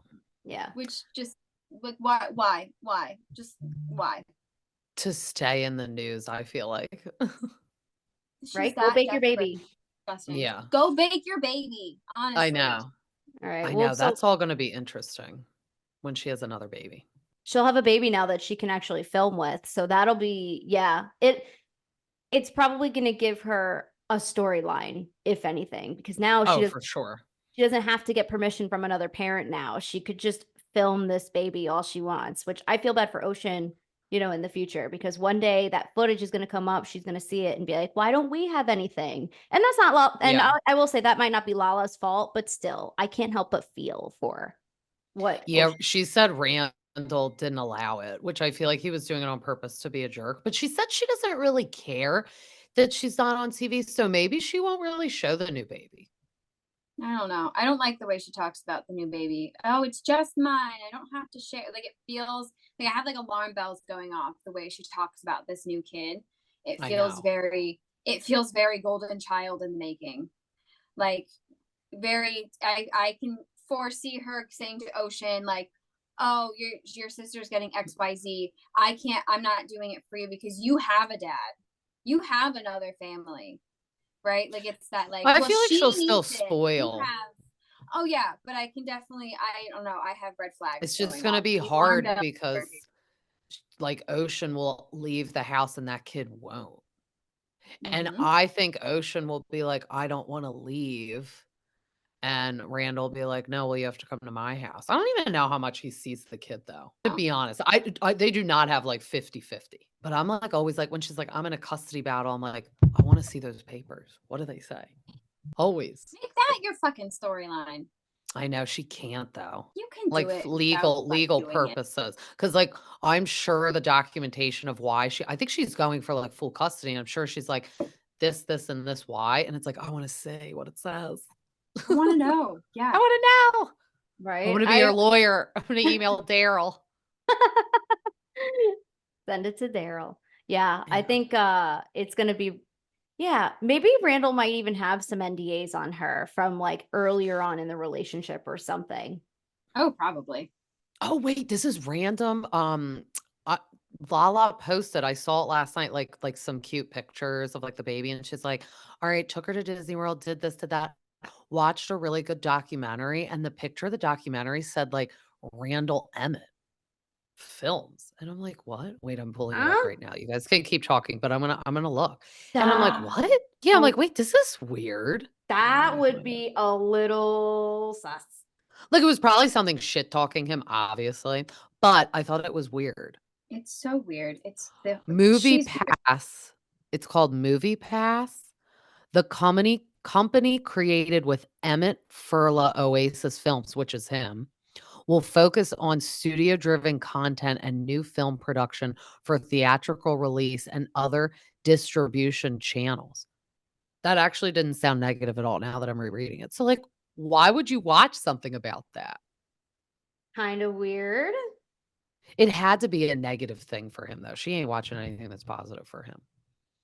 Watch for But some. that was just weird she posted it. It's the Yeah, last post she did. in the last collection, in like this collection of just like life moments, it's just like a random It's in photo there. of like, Yeah, it's like the it's fourth very weird. picture. Isn't that Yeah. weird? It's because it's, I'm looking at it now, it's like her in ocean exercising, her ocean, her mom ocean, and this random movie screen, and then oh look, this guy, oh look, ocean, oh look, ocean. Yeah. Like it's very odd. That's very odd. So I'm like, why would you post that you watched that? Yeah, that's weird. I have zero words for that. Right? I know I need to follow up on that. I may need to listen to her podcast. Yeah, no. Watch he paid her to post that. All right, but I'm gonna bring the train back onto the tracks here. But we'll see Jax and Brittany talking at the studio because again they're getting everything prepared for their opening, which is going to be the following day. They talk about, I guess Brittany had surprised Jax with his sister, and then they rehash their arguments from Big Bear. And spoiler, it still wasn't going anywhere. Brittany's just upset that they didn't try to have a baby when it was available, when they were available to do so in their schedules. Jax is mad that Brittany was let down because he can't communicate when he doesn't want to have a baby. Because he was basically getting mad that Brittany was mad. Thank God they didn't have another baby, though. Right? God works in mysterious ways. I know, because I think she would have stayed and it would have gotten even worse. And then she would have ultimately left eventually. And then you'd have 2 kids with him. Well, who's to say that she still intends on leaving? A divorce has not been filed. Somebody posted today, actually, that Google actually recognized Brittany as Jax's ex-wife and cited that the marriage ended in 2024. So I commented, I'm like, this would incline that somebody filed for divorce. Yeah. Where is it? Where's the Where? proof? Yeah, because she said that she still pays her half of the house. So that's why I said, well, now that it's been like 6 months and she's renting somewhere and doing that, like if you think you're not going to get back together, file for divorce because it would be annoying to pay for half that house. Well, apparently Yes. she's still staying at the house sometimes now, too. I know you see his shady little picture because when he was like, ask Brittany who she's been sleeping with for the past 4 months. And then I'm thinking like, who? And like, good for her. And then Right? it was, and then he like did a picture of like her, and I'm like, you dirty dog. Like, he's disgusting. He is like, that's I who know. you're staying married to, a guy who's going to throw you under the bus like that. But do you know what's funny? I said to my husband, I said, I guarantee you. So they're like not having sex in their marriage. Guarantee when they separate, they're going to booty call each other and have sex. Like, I was like, guarantee. that's what happened after the Faith stuff, though, too. She left, and then they started booty calling each other again. It's because it's like safe and easy. Yeah. It's a comfort thing. Is it safe though? I feel like I don't know. Well, Jax. For her well-being, maybe not so Yeah. much. Yeah, no. I'm still convinced he's hooking up with girls in the bathroom of his bar, and you can't convince me otherwise. Absolutely. Yeah. Yeah, there's been a lot of blind items that has happened. You can tell me till they're blue in the face that has not cheated on her, but I will not believe it. I'm sorry, I don't believe it for a second. There is no way that man who is not getting sex from his wife since Cruz was born, Yeah. that he's not getting it somewhere else. Yeah. And I find it that odd because like Jesse and Michelle and Jackson Brittany, they're like, oh, we like never have sex. And I'm like, that's because someone doesn't want to, because I have 2 kids and we have sex. Like, it's like you have time. You have time. Like the kid isn't 2 months old. He's like 3 years old. Yeah. And I'm like, why do you never have time to go out to dinner? Her Because mom was there for a one whole is month and always they didn't high go out. or because one was always high or hungover. They True. don't like each other. They don't like each other. That's it. That's just, they don't like each other. He's unattracted to her. I don't know what I think Brittany's she problem is. still sadly like loved him and everything. He just didn't appreciate her. Like he's the type that like even now still in life he thinks like, oh well, like everyone loves me and like maybe I could have better opportunity. And it's like, I don't know. Or he just took Who her for loves me? granted. Who But loves Without it's a like doubt, no he one. took her for granted. And you could tell too that like I think part of her drinking was the fact that she was trying to self-medicate being with him. For And then on sure. top of that, I don't think her getting sick all the time had that much to do with her drinking. Like it did a little bit, but I mean, the body has a way of bringing back up all that stress that you try to like tuck away somewhere. Mhm. I've actually had experienced that myself where like my stress would come out in the way that I would just vomit and get sick all the time. Like it's Mhm. it's a very normal thing. And I do believe Sheena when she says that Brittany hasn't thrown up once since leaving Jack. So very clearly, Yeah. I think that has something to do with it.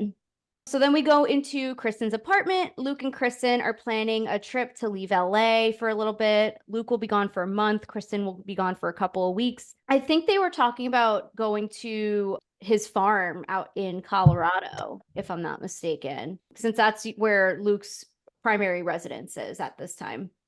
I know. I want like a camera, like a little half episode of them there. And like Kristen, remember Kristen was like, I could never move there. There's no like Uber Eats and stuff like that. So it's like, we need like a episode of her roughing it. Like when they did Jackson Brittany take Kentucky, we could do Kristen and Luke take Colorado. Oh my God. I'd Yes. watch Yes. it. Remember when they did that? I would watch it. Oh my God. I actually was talking with Bravo and Blaze at one point, and I was telling her about how I'd never actually watched Jackson Brittany take Kentucky. I never bothered giving that my time. But like if I was to do that, I would probably just go live and just air my grievances out with it because like what the fuck? It sounds like it was an awful show. It was terrible. Yeah. I was, watched it. yeah. He was terrible to her the whole time. And I'm just sitting Yeah. here like, you sit there the entire season that you're watching that, like, what?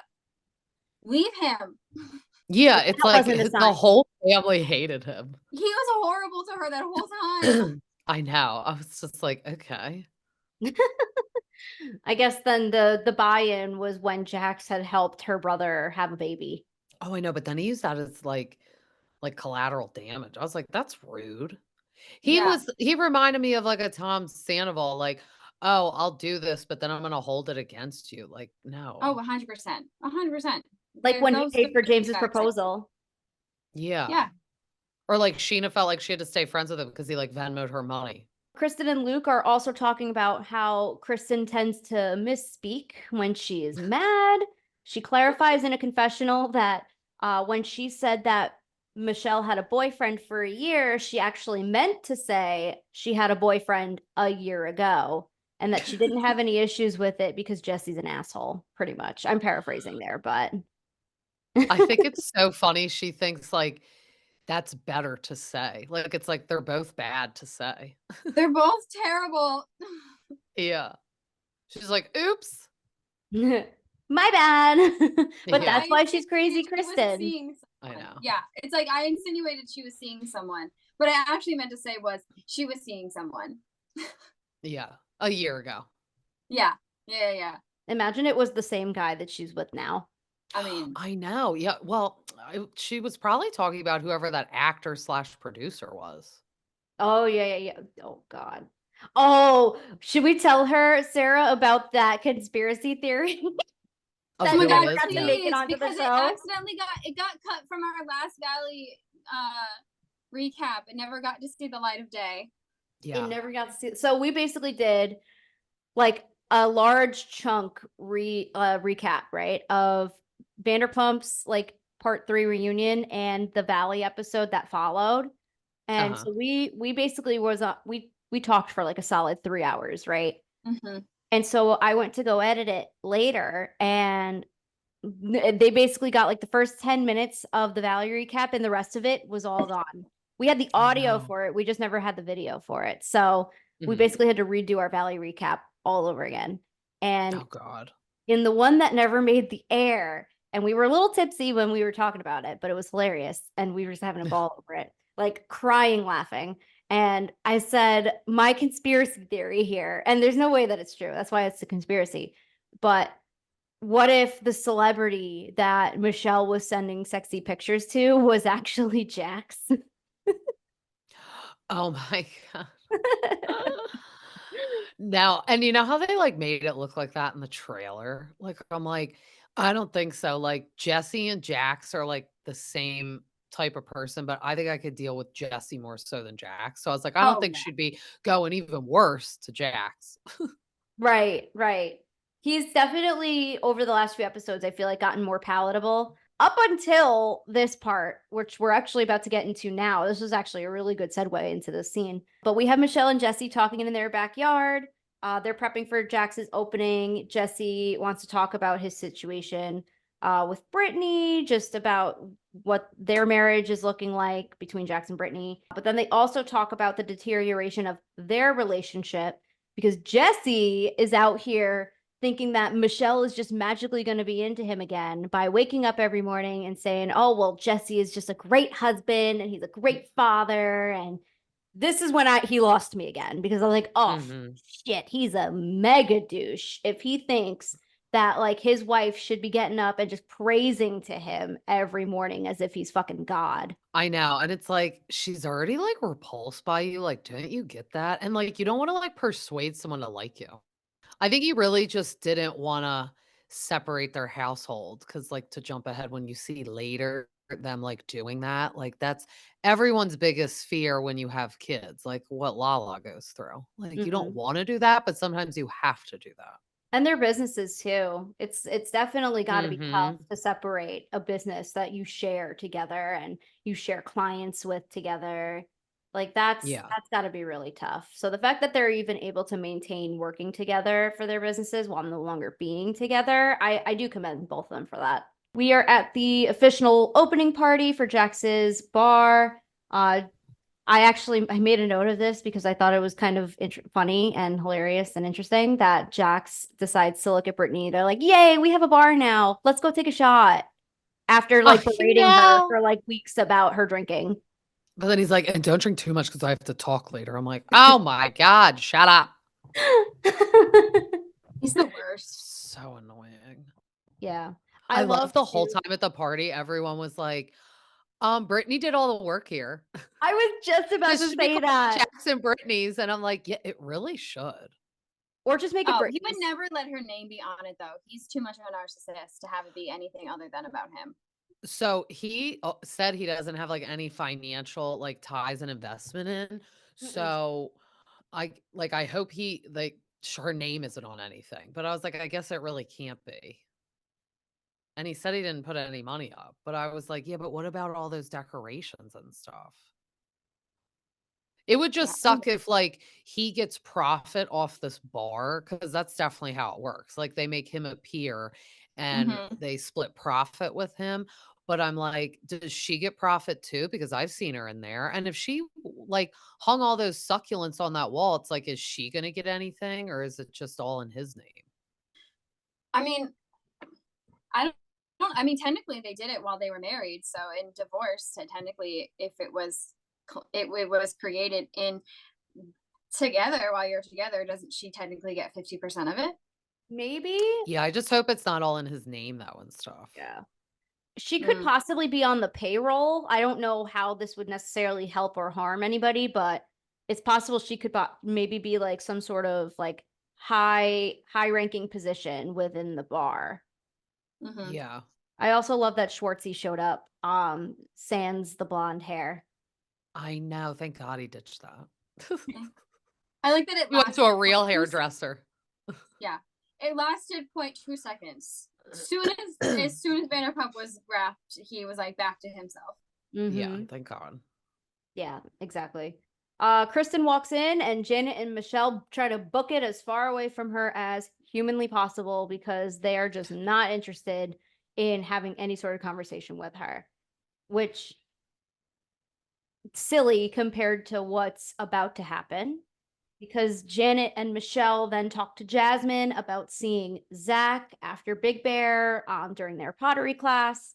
Janet basically again says she doesn't think that they vibe, but doesn't have any ill will towards him. Zach then decides to enter the conversation and try and clear things up with Janet. Janet then says that she was going to invite him to Big Bear until they had that phone call that she had him on speaker for with her gaze. And that's, I think, when when Zach called Simon the crock of shit boots guy, and they did the banner underneath him. I don't believe her. Like, she was not going to invite him. She was calling to uninvite him. Yeah, that was like to save face. Yeah, I was like, Oh don't well, I lie. was gonna until you Yeah. were a dick on the phone.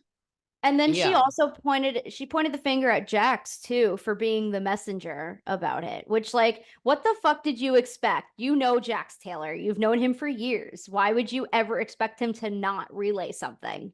Yeah, like, even if she didn't look at him and say, "Go to this party and say this," her saying that, like, he can't keep gossip contained, so he's gonna say it. Yeah, yeah. So they start fighting. Zach is going off on Janet and Jason. Jason's shutting it down in a really aggressive manner. Zach is calling it textbook mean girl because she had the phone on speakerphone when they were talking, which I agree. It kind of did bring me back to like the Mean Girls three-way call attack. Yes, I know. And Okay, then love you. See you tomorrow. I have survived my first three-way call attack. Yeah. They all split up into, I guess, neighboring booths, which was really funny. So we have Janet with the gays and Jason on one side with Michelle. And then it was Zach on the other booth with, I think, just Jasmine and then Brittany. And they're basically trying to talk sense into him because she is 8 months pregnant at this point. You don't want to go too hard in the arguments, even though Janet started it. Janet starts roping Jasmine into the drama by saying that Jasmine is not being a good friend to her just because she wouldn't choose sides, and Jasmine is pissed. Yeah, I felt bad for her. Because, like, unless someone murders your whole family or does something really mean, like, why should she stop talking to Zach? These Yeah. arguments are also none of her business, too. So it's like, why does she need to be involved in any of it? Yeah, and at the end of the day, they're all on TV together. They work together. So she's not going to say, "Oh, I'm not going to film with those people." Because look what's happening over in Jersey right now. Oh, can't you might know more about what's going on in Jersey. Yeah, like, no one wants to film together. So it's like, how do you No. Teresa, how do you think you're gonna stay on the show when you, like, wanna film with one person? I hope she's one of the ones that's getting axed because I really cannot stand her anymore. Like I can't. I think they'll have to. Yeah, because I mean at this point she's not bringing anything to the table but Mhm, causing trouble. So is mhm. that why they're not having a reunion? Is it just because nobody wants to film with each other, or? No, And I think they're not because having Jennifer Oh, they're not what were you having the gonna say? reunion because of what happened in the finale party. And I heard it's because Jennifer Aiden leaked screeners to people. Oh, really? I Yeah. thought it was just about the altercation that happens in the finale. I assumed that was the But to me, reason. that's stupid because, like, look at how many altercations have happened. Like, she I mean, flipped a table and we still had a reunion. She Teresa called flipped the whole table. Yeah, the whole stripper gate stuff. So it's like, I'm not dumb. I don't know why they think we're all dumb. Like, it's like, no, you canceled the reunion because Jennifer Aiden did that. And now you're going to have to fire her probably because she breached her contract. And then Mhm. I think they'll have no choice but to fire Teresa because she'll have no one on the show. Yeah, yeah. Yeah, they It's keep saving kind of face though. They're like, Schwartz fine oh, when about. you see the finale, that'll be closure. No, it won't because you're not sitting there asking them any questions. So how will that be No. closure? It's like How the Valley. I have no reunion. I have no closure for this season. I Damn. feel like the reunion is like therapy for them. Yes. Like, we need Yes. Andy to sit there and ask them questions, and they have to own it and answer. Well, like last reunion, all that they called out what's his Louis for all this shit he's been doing behind the scenes. Mhm. Let's do it Yeah. again. Oh, I will tell you off pod all of the shit that guy has done to like the other husbands and the families and like the other wives. Like he's terrible. He's terrible. Yeah. He's, Yeah. like, private investigated everyone, like, that's weird. One of them being, if I'm not mistaken, whoever's son was a minor at the time, or like just freshly like a wee baby adult. Oh, Margaret's son. They, like, Yes. called him at his place of work. Yeah. Yeah. Yeah, I feel like they're gonna have to fire Teresa because of all that too, because it's getting legal and it's getting weird. I mean, Louis at this point is like a liability. Yeah, he's weird. That's Yeah. insane. He's You kooky. thought Jax was red in the face? Yeah. Look at Louis. Yeah, Yeah. Louis looks like the raisinette guy, the raisin, like, he's, like, purple red. Stop, not the Raisinette guy. Yeah. We're back at the party. Everybody's fighting. Brittany's out here just trying to keep the peace. Jasmine, Jason, and Janet clear the air at some point during the party. Jasmine then vents to Kristen on one side, and Janet is on the other side talking about who she's going to have around when the baby comes. And this is, I think, where we start going into like that area of like, kind of like, I'm going to use your words here, Sarah, but like this martyrdom of like motherhood here. Because it does kind of give off that vibe where she's like, now I'm going to have the baby, and then I get to choose who gets to be around me and who doesn't. And it's like, Yeah. okay, Regina George. Yeah. Queen She's bee. not necessarily wrong in that though. Like you do get to choose when and who meets your new like infant, but it's the way that she insinuates it that gives it that like icky feeling. Like obviously like when you have a new baby, you're like, okay, I don't want visitors for X amount of time. Like I don't want my child exposed to like XYZ. So she's right in that. But it's the way that she says it that makes you like, ugh. I don't think she was saying it though Yeah. in that context. I think No, that she's not. That's the thing. She's not saying it like that. I feel like she's insinuating, like, I will have you on or off the show. Yeah, Girl, that's kind of how it was. Nobody coming would off. give a shit about you if you didn't get called back for season 2. Yeah. And it's like no one's saying, yeah, that Kristen has to come meet your baby, but Kristen has to be on the show. It's not up to you. No. Nobody cares who you want and do not want to meet your baby. It's a Yeah. baby. They all look Yeah. the same. They're pudgy and small and squishy. This whole group Yeah. also has babies. Yeah. Like you're not special. This whole show is around to watch you guys raise babies. Yeah. How do you feel about that whole Janet Kristen like thing too, where she says that Kristen like alluded to her like losing her baby and Zach and shit. And I'm like, what? It sounds like it was a whole lot of just drama between Janet and Zach, and Kristen became collateral damage because she's just friends with Zach. Kind of similar Yeah. to like when what was just going on with Jasmine. Actually, now that you brought it up too, we might as well go into the rest of that as well, where Kristen also said that Zach never got kicked out of Jax's bar at the end of that finale night. But then Janet pulled out text messages, I guess, confirming that Zach was in fact booted out of the bar, I guess, after. I saw that. So maybe that was just Kristen misremembering or mistelling the story because she was just like, yeah, whatever, bitch. But yeah. Like I said, I'm excited to see next season Kristen, lay down the law a little bit more towards Janet, because Janet kind of needs to remember who the real reality TV veteran is. And just because she showed up in a few episodes of Vanderpump Rules doesn't necessarily make her a main cast member.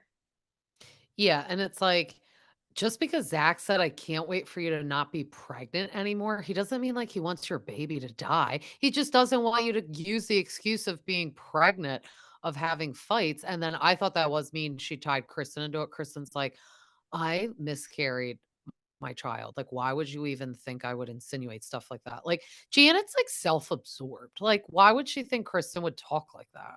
Ever. The mental gymnastics too, to go from like to pull that from Zach's statement. Like that's what you got out of that. Yeah, he's just meaning like you're annoying. What hoops did you go through to get from that to that conclusion? Yeah, And mind like, you, this was after Zach had already apologized to her too. mm-hmm. Because there were text messages brought up from that following day as well, basically saying production made me keep this act going. So it's like he already apologized to you for what he was saying to you. So why are we rehashing it as if it's like still fresh? Yeah, it's so she could use that as ammo. Trying to make sure we lock in that season 2, even though it's already there. Yeah. Yeah. So Jasmine then tells Jax to shut the drama down since he technically was the one who actually started everything because he was the one who played messenger over Zach not being invited to the thing. That could methinks this was producer manipulated. Somebody was in Jax's ear like, hey, you should go tell Zach that like he and Kristen are not invited to Big Bear for the trip. You know, like it's important that they know.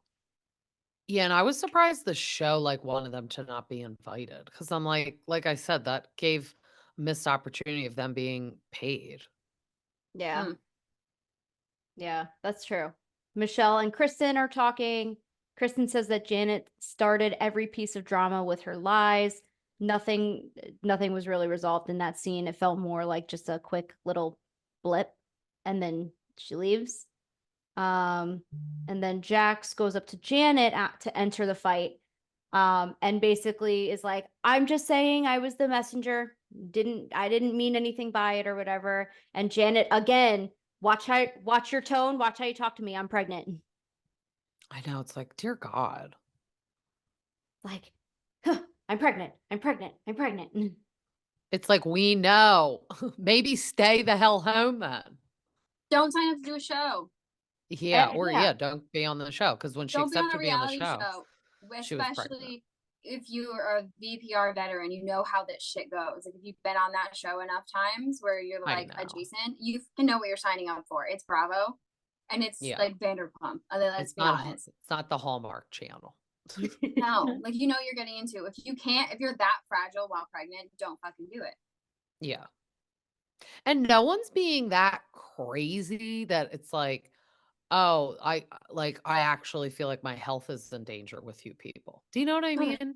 Yes, they're just calling her out on her shit. Yeah. You can't. I'm pregnant. Girl, Yeah. go sit down. Her and Lala would be good friends. All their Oh my excuses. God. Well, that's probably why she's good friends with Sheena too, honestly. Yeah. Well, you have to film with your ex-boyfriend that ruined your life for my paycheck. Go Yeah. get your own paycheck. Go get another job. How about that? Mm-hmm. But never mind having a whole entire makeup brand for yourself. Does she though? I know. Give them nothing. Give them nothing. Lauren from Utah with no friends giving them nothing because apparently now she says that she's been taking a break from all of her friends. It's like How's you that don't feel, have any Sheena? friends. How's Well, that and feel? it's like How's you that don't feel, have Sheena? any friends. I know. I saw this meme and it was like Sheena's face, like alarmed looking, and it was like Sheena's face after Lala said, "I really don't have best friends. I just have friends." Yeah. Yeah. She's Now like, she's taking a shit. break from all those friends. So Sheena really hitched her horse to the wrong wagon there. Yeah, I mean, like, not to be mean, I really don't feel like Lala does have friends. Like, it's like her mom, her No. brother, her assistant, and the Guzmans are like her life, I feel like. She has yes people. There's nobody that's actually an actual friend to her. Like normal friends call each other out on shit. You're there for each other. She doesn't have that. She has, you're right, Lala. Oh my God, that's so funny. You're so smart. You're like the best ever. She's like pretty close with Stassi though, and Stassi's not like that. So I'm surprised by that. I think they're close because the girls are close. I don't necessarily see Stassi really being anything really like too much to do with Lala's whatever she's doing right now, especially because if anything, Stassi would never betray Katie in order to be like prop Lala up. No, true. Mm-hmm. So I'm sure she's just like very diplomatically Lala's friend for the girls. Yeah, that's true. She's so far removed from all of this like petty VPR drama that she's like doesn't give a shit. Because you can tell. I know. I miss her confessionals though. Crazy though that the ballet's her favorite show. I know. We needed her. Imagine her and Katie be having Ariana's back that whole season. Oh, I know. Yeah, talk about missed opportunities. That definitely is one. Well, I she know. was asked to be on the Valley and she turned it down. So, I know. That's why we have Jax. which is why I Yeah. confidently say that I don't think she's giving Lala much time or thought to Lala's like weird petty beef, because if she didn't even want to be part of that show and she has said that she's so removed, that's not her life anymore. Like it's really not her. Like she's so good with just her 2 kids and her books and her husband. Yeah, Yeah. that's true. Yeah. We have Jax and Brittany giving the welcome speech. Jax thinks that the bar is the only thing that's keeping him and Brittany together right now, which was absolutely ridiculous. Cut to the headlines 6 months later. All the headlines of their split just start all over the screen. I was getting like deja vu. I was like, I remember watching these TMZ videos. It feels like a long time ago. A lot of people were piecing together the fact that Michelle was the one with Brittany when TMZ took that Yes. video of her. So yeah, like when I watched that back in January and posted it, I was like, I don't know who this lady is. And then when they showed it, I was like, oh, there's Michelle. Now we know who it is. Yeah. It's actually kind of funny too and ironic that they showed like the 2 girls that are both getting divorces or splitting up with Mhm. their husbands, and Yep. those were the 2 that got caught out with TMZ. Jax is crying in his confessionals, saying that he didn't see it coming. Sandoval. He's Sandoval crying. Okay, Lindsay, blindsided. Like, That reminds me, I just started season 3 of Summer House. So I'm finally like riding the Summer House train a little oh bit. yeah, you got to get on it. Yeah. I am Yeah, excited. you got to get on it. Yeah. I am excited after seeing all of the talk from this finale and from this reunion I see that's happening right now. I need to catch up. Yeah. So I'm hyped. Then we cut to March 2nd, where Michelle drops off Isabella at the house, and her and Jesse are having their conversations. And we basically go live through Groundhog Day because Jesse too says in his confessional that he was blindsided by Michelle No, one. you weren't. No, you weren't. She literally These are said, I also don't the type of like men you. that, like, no, these are also the type of men that were out here at that fucking dinner being like, my wives can't leave me. Yeah. Were He you knew that Michelle blindsided? was over it. I think that they knew that they were going to get separated, but they just wanted to accept the show. Mm-hmm. You know what I mean? Because like Oh, yeah. episode 1, I was like, you people don't like each other.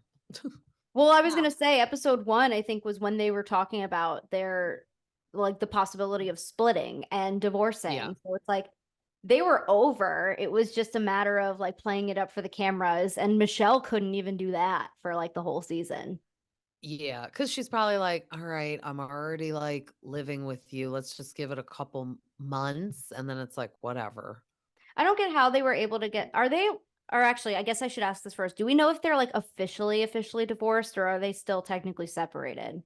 Well, they were arguing about him signing the papers. Right. So when was that filmed? March? It's March June. 2nd. Yeah, I'm sure he signed it by now. that's true. Yeah, because he was. And if she already like moved out and that was a rental, which is funny. I always find it weird when people are real estate agents or do mortgages that they don't even own their own home. It's just odd. But if she willingly left, I was like, and it seemed like they were already sharing the daughter before having custody. So a divorce shouldn't take that long if everyone like agrees with everything. Do you have to go through the court system if you're getting divorced? If you're already No, able you to can make an go through a agreement? mediator. Yeah. Gotcha. Okay. Well, I'm talking about just like solely about getting. They'll just custody of the grant you kid. the divorce. Yeah, like Yeah. if you don't, so usually you go to mediation to agree, but I bet they just went straight to court to get divorced because they did. It seemed like they already agreed on everything. Right. Okay. That's what I thought. Because my parents weren't together, so like they didn't have to do the whole like who gets custody of who thing. By the Yeah. time I was born, they weren't together anymore by then. So that's why I was always curious, like how that goes. So yeah, they also start discussing scheduling with custody of Isabella and their dog Malibu, kind of doing like the Katie and Tom Schwartz thing where they just pass the dog back and forth. I know. Michelle How and annoying was that though when he was talking about the food? See, I didn't like that. Like he wasn't being like totally rude, like how Jax is, but he was like, "Did you buy the food?" It's like, "Yeah, Dad, I did." Like, I think she's a grown ass woman. She knows to buy the dog food. And of all the things Also, to I care about guarantee you that too. Yeah.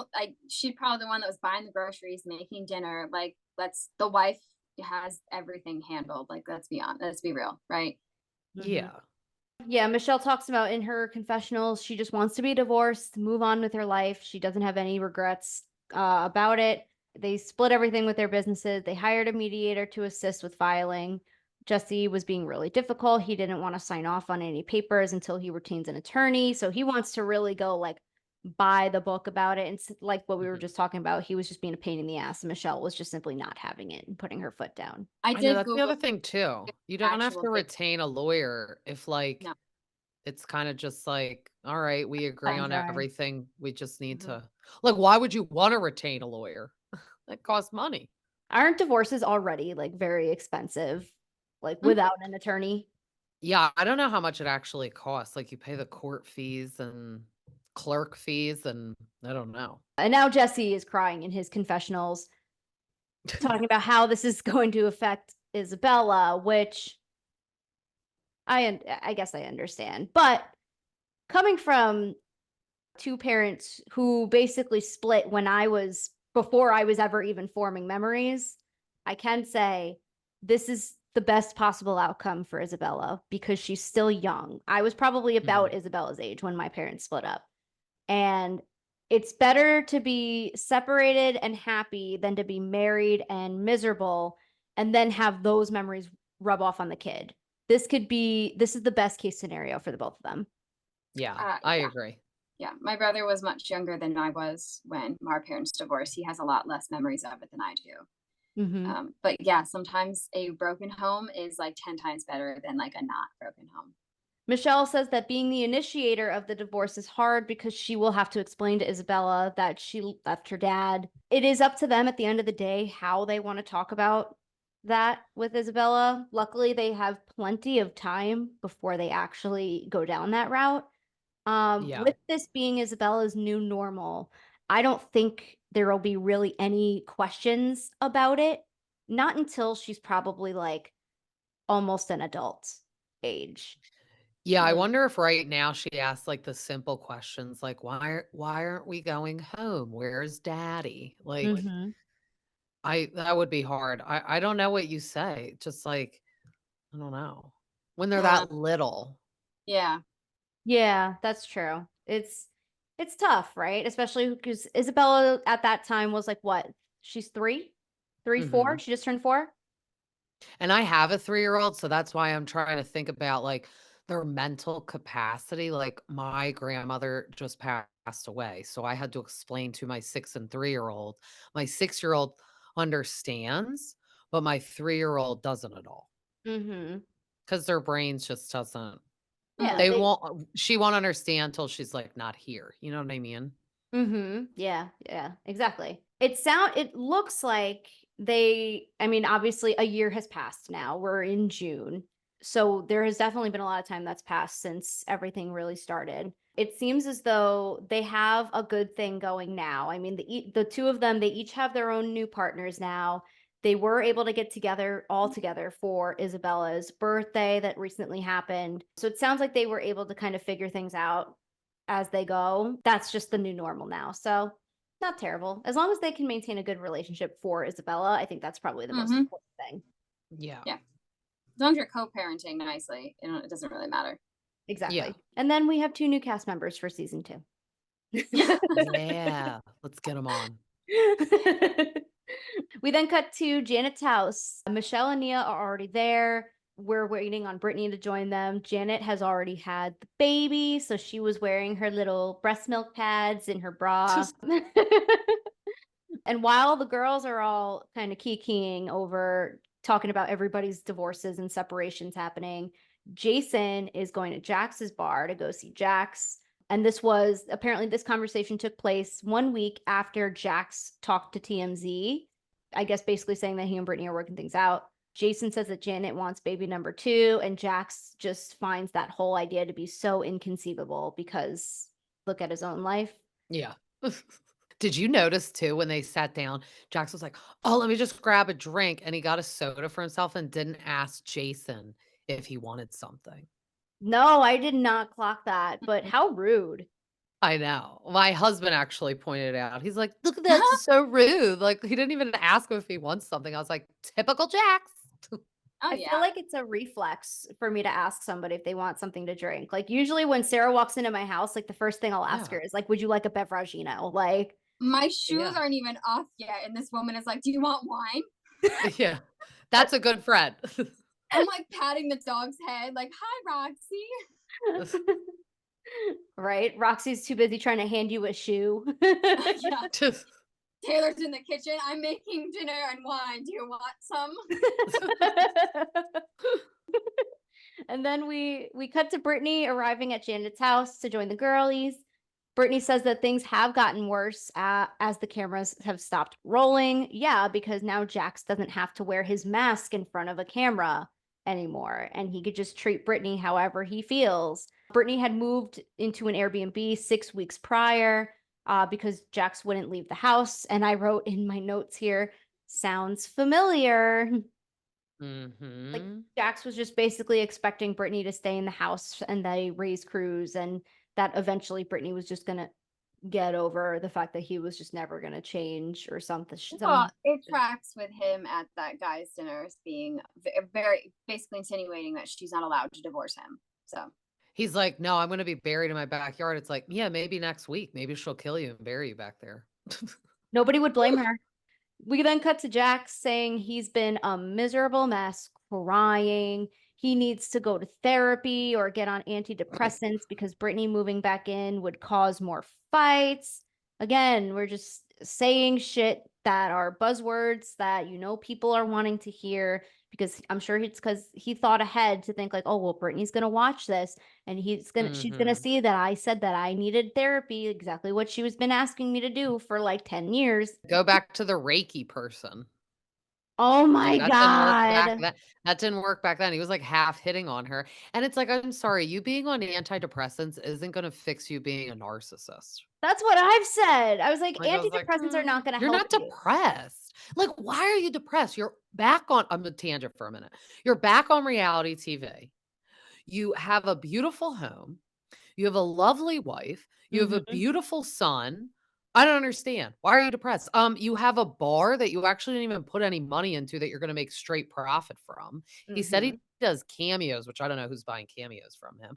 But and they do like little influencing stuff. So it's like, I don't know why you're depressed. It's the same people, though, buying cameos from him that are probably buying from Rachel. She wants like 200 some dollars. I was like, bitch, like years ago when Cameo first came out, I got our niece, Tom and Tom, to do a birthday cameo for her when she was 21. It's so funny. Was this, like, during COVID time when they were making money for Yeah, their when they, like, first started, mhm. yeah, and they were, like, in, like, Tom and Ariana's house doing it, and Yeah. they did a really good one.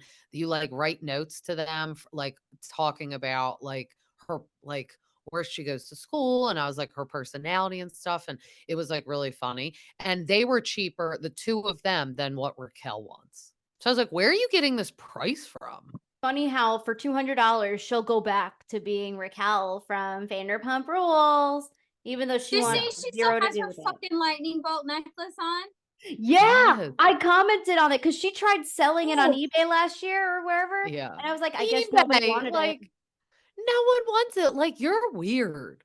What do you think, you're famous now? Like, I mean, they are, but you yes. know what I mean, it's like, what do you think, you're like Jennifer Aniston because you, like, were a slut? I guess And, co like, people podcast wanna buy that necklace? Like, I guess podcasting's not really enough to support all those lawyer fees that she's accruing. I know, she probably thought someone would buy the necklace and put it, like, in a museum. She Andy claimed would those put it up in the hallway of the Watch What Happens Live Oh, studio. yeah, hell no, no. Wait, so does that mean that we petition to get Raquel on, Watch What Happens Live, and then she gives Andy the fucking necklace? Oh my god, no. Oh my You know what? god. If she had come Imagine. back for this season, she probably would have. She would've been like, "Andy, do you want this for the clubhouse?" I had to leave the show for my mental health, but here's me talking about it for 9 months on my podcast. And also, Yeah. it's me Raquel from Vanderpump Rules with my lightning bolt necklace, giving you relationship advice when I had an affair for 7 months with a taken man. Oh my God, that was perfect. I know when she was like relationship advice, I'm like, the shit? No one wants I'd relationship. rather like a fucking rock give me like Teresa Giudice can give me relationship advice before fucking Yeah. Raquel Levis. Yeah, truth. I can't. Brittany says that Jax would be going out and coming back home in a drunken rage to Brittany and Cruz. That was interesting. Yeah, I'm not surprised about that at all Mm. whatsoever. And it's probably because he would indulge in all this pasta whenever he was out at the bar. For sure. Yeah, because it's like I get why he was like bothered if she was drinking too much and getting sick, but at least she wasn't drinking too much and coming home and being like A violently lunatic. yelling with a child. At this point, right, you can drink whatever and however much you want, but if you're coming home acting like a whole lunatic, right, then at that point, Yeah. that's when you got to recognize that it's a problem.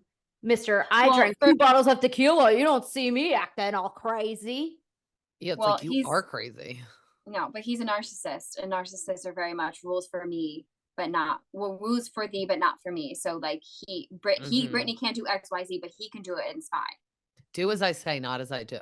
Yep. It's classic narcissist. You can't drink, but I can do it because I'm in charge. Yeah. Or he's probably lying like, well, I'm out drinking at the bar and I'm making money from it. It's like, okay. Sure, Yeah. Jan. Your pop-up bar seems a little empty according to the interwebs. People go there at least once a week and there's like fucking nobody there. Oh, and remember when he changed Cruz on like the bar counter? Yeah, they had the health inspector have to go get called. Of course. That's disgusting and white trash. Like Jax is like low-key white trash, especially when he was at that lunch with Jesse. I'm like, ew.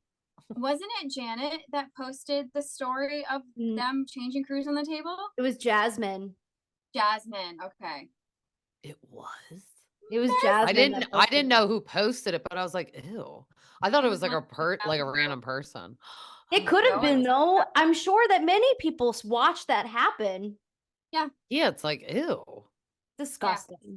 We now go into an extended scene, and it was a whole like 5-minute long conversation, or at least 5 minutes edited conversation of Brittany talking to Kristen and Zach at the house about the ways that Jax would try to isolate Brittany by saying that if she left him, she would have no friends.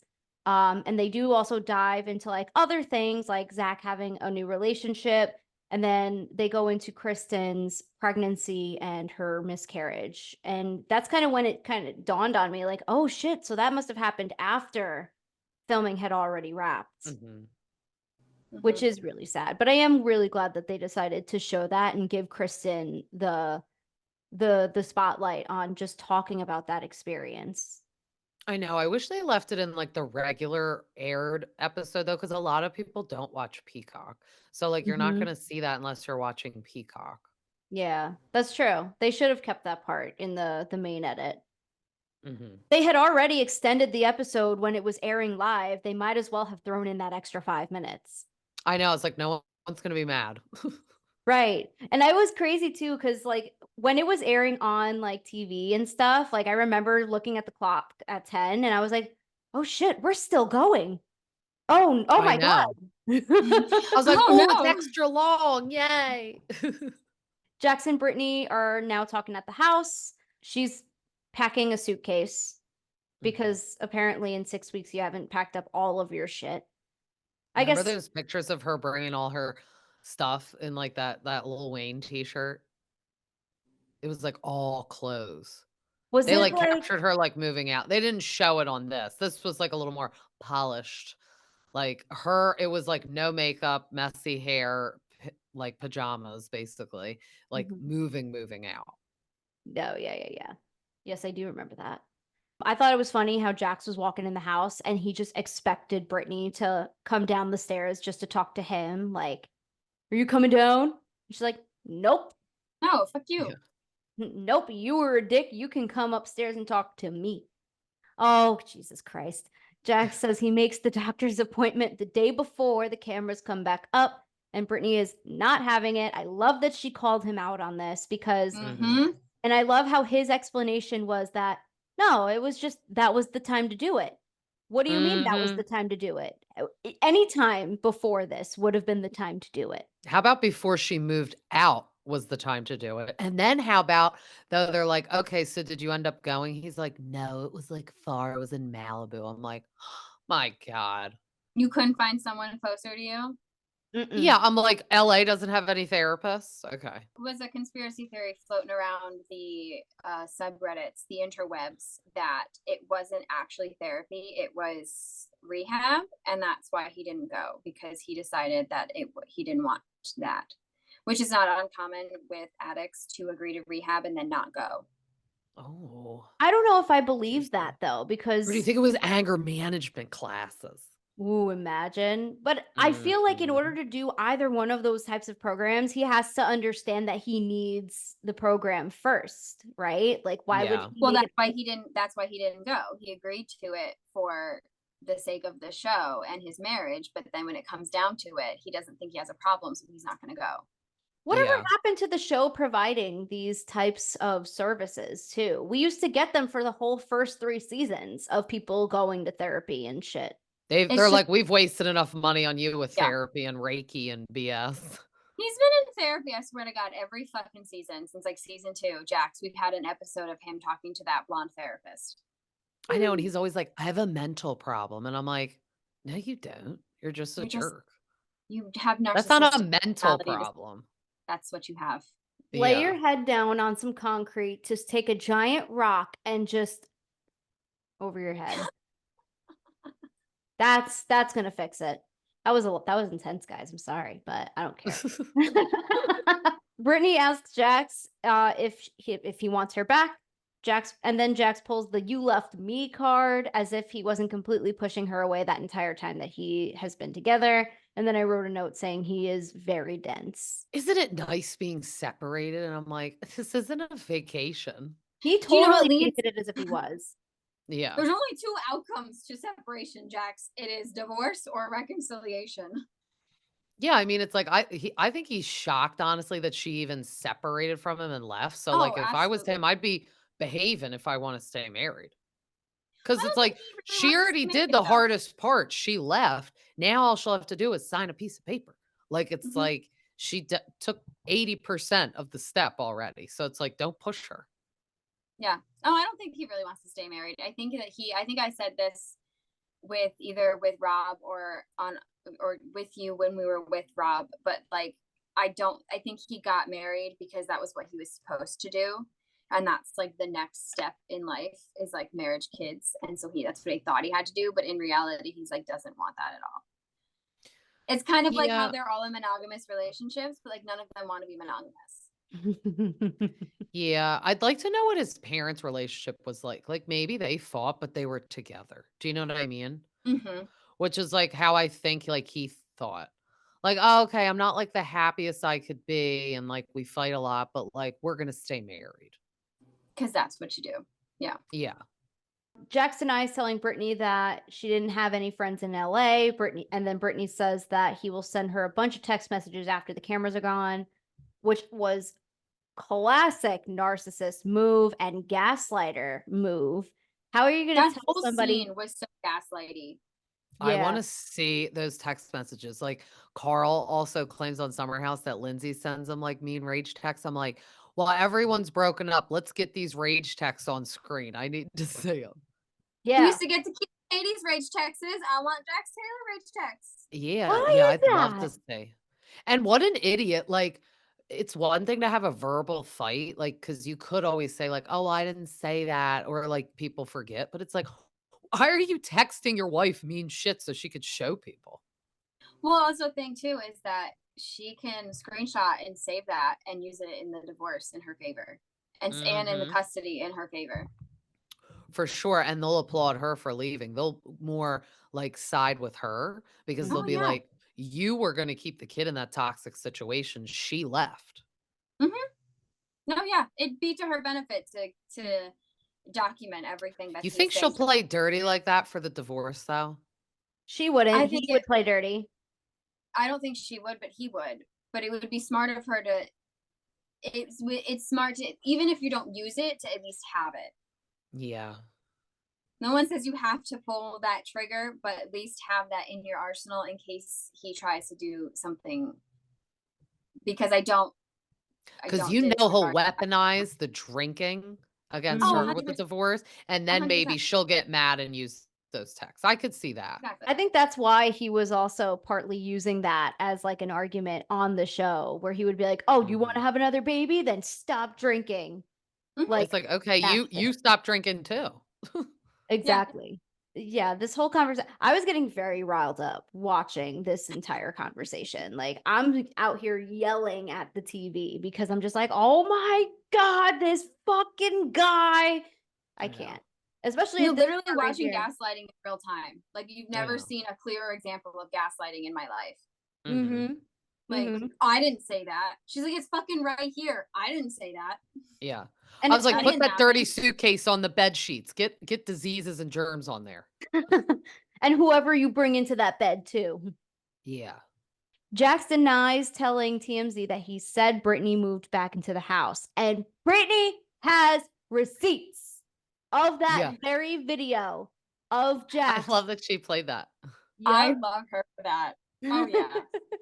Jax is walking out of the gym. He's talking to TMZ. Oh, how's everything going with Brittany? Yeah, we're working things out. She's living at the house right now. And I remember when that video came out and we're all like, huh? She's Yeah. already back in? I made a funny video back then of it. So I took that of like, oh, Brittany already moved back in. And then I did the SpongeBob audio and it was like 5 minutes later. And it was Brittany saying, yeah, I'm in an Airbnb and I'm taking some time away from Jax. And I was like, yeah, you're an idiot. Like, Such a should dummy. move back in. Jax once again gives the I'm a work in progress speech. Jax also says in his confession that it's been a great 9 years, but how? Yeah, it's 'Cause like, you who were- who has it been great for you? Yes, for him. Because the Mhm. minute she was on the show, they were fighting in his little ass apartment. He tried to get her to break up with him that entire first season she was on the show, and like every season since then. He cheated on her with Faith, left her after she agreed to reconcile, and then took her back. They got the entire wedding season they were fighting and Yeah. fighting everybody else. Mhm. Like, Yeah, I don't remember he remember was one getting all moment. loony.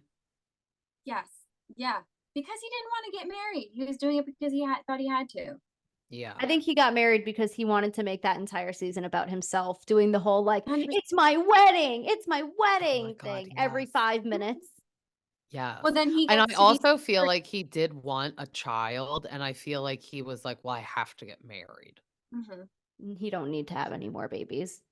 No, definitely no. not. That's the But I last. want Brittany to find like some hot guy. Like I said, like you know how Kristen Cavallari's dating that like Montana boy guy? I was like, let's get another one of those Montana boys on Brittany. Could you imagine Jax would die?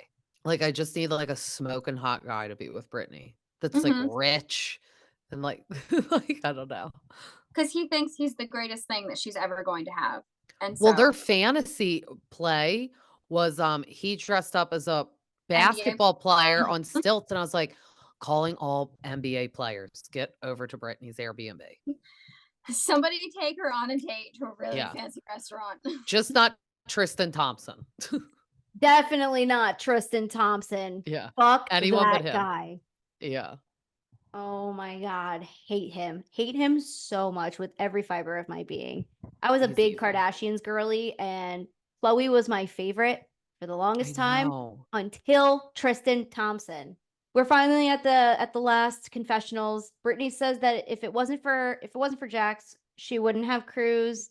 They cut to the montage, just watching the entire relationship that we've seen of them on TV, and then Brittany leaves the house.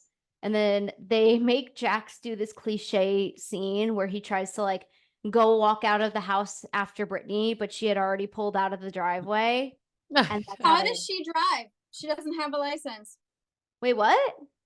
Brittany doesn't have a license. How does she drive away from that house? What do you mean? How does she drive? What? She doesn't drive.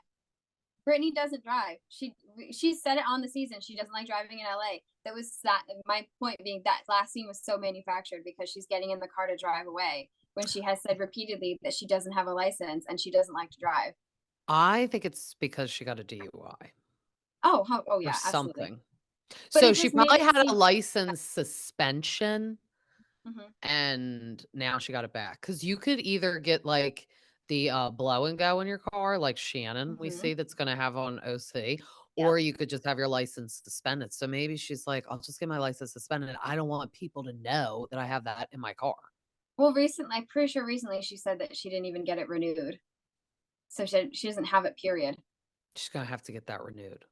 And then I was like, does Jax not have a license either? Because remember they were driving that golf cart, but that's still a motor vehicle. So I was like, I don't know. Maybe not. But that whole last scene felt so like manufactured and produced because like I know. him running after her packing like, come on. It's not. They I tried know. to make it seem as though like she was leaving and they were never going to see each other again. Like, hello, they have a child and a house and a Yeah. barn and a Yeah. podcast. Yeah. Thank Yeah. God he's like off the podcast though. Is he She's like just permanently off the podcast? well, I don't know permanently, but she did the interview with Schwartz like alone. I think Oh. Because they she go said back they and can't even forth. be in the same room. Yeah, well, I think that too is it's very similar to Tom and Ariana, where they're both traveling a lot. And so when one of them comes back, the other goes off to do something else. And so Mhm. Cruz always has at least one parent with him and the nanny. So I think also that too is like they probably are doing the podcast like separately, but like still He both could just doing not it. be on the podcast. I'd be fine with that. Oh, I mean, I'd be fine if he's like never on television ever again or on anything really. He could I like don't know fade though. I into do a like him on TV. I do like him on TV. It's like I he would makes never good want to be television. married to him, but I like watching him on TV because he's crazy. Or like Kristen, I would definitely never want to be her friend or if I was a guy date her, No. but I love to watch her on TV. Oh Mhm. yeah. We need these kooks to like keep it moving. Because imagine if everyone was like Danny and Nia, or at least like Nia. Like, no, I wouldn't watch the show. No. It makes you That'd be feel better boring about your own life because you're like, you know what? This X, Y, and Z may be happening, but at least I'm not 45 and that. and crazy. Makes you feel a lot better about your own life. Mhm. Funny how now that the season's over too, and we've had the Jax possibly dating like that model or whatever, that we're no longer talking about the potential of him having an affair with Lori Kay. Yes. That was the whole point of that OnlyFans model. Let's be real. The only You point of think? the OnlyFans model was to take the heat off Lori. Yeah. Yeah, and she probably did it because Yeah. I think she signed under her. It said. Oh. I thought I read something that said that. Maybe Well, I that's made stuff up. scandalous. That's Maybe I made some PRAF, stuff up. man. PRAF. Or she wants to be with her. Yeah. Maybe that's why her parents wanted her to meet Jax so badly. How weird. And like, I'm sorry. So she's 33. It said I'm 33. Our dads are probably similar ages. My dad is not picking that as his charity golf winning or his winning at a charity thing. And he does not want to go golf with someone like that. My dad doesn't even know who these people are. Like, I'm like, why does your dad know who these people are? And then he That's wants what to go I'm golf saying. alone with them. That's weird. That's what I'm saying. My father, no, like I'm only a year younger than you, so my dad's probably our dads are probably similar age. Ain't no way that man knows anything about Bravo. Yeah. Be like, Dad, you know who Jax Taylor is? And he'll be like, who? What? He'd be like, no. Is it a celebrity? Yeah. He maybe knows Teresa Giudice. Like, that's pushing it. Yeah. yeah. Hey, he knew Lisa Rinna because she was like an actress. Yeah. I'm not gonna lie, my dad knows Vanderpump Rules. Oh my God, that's because funny.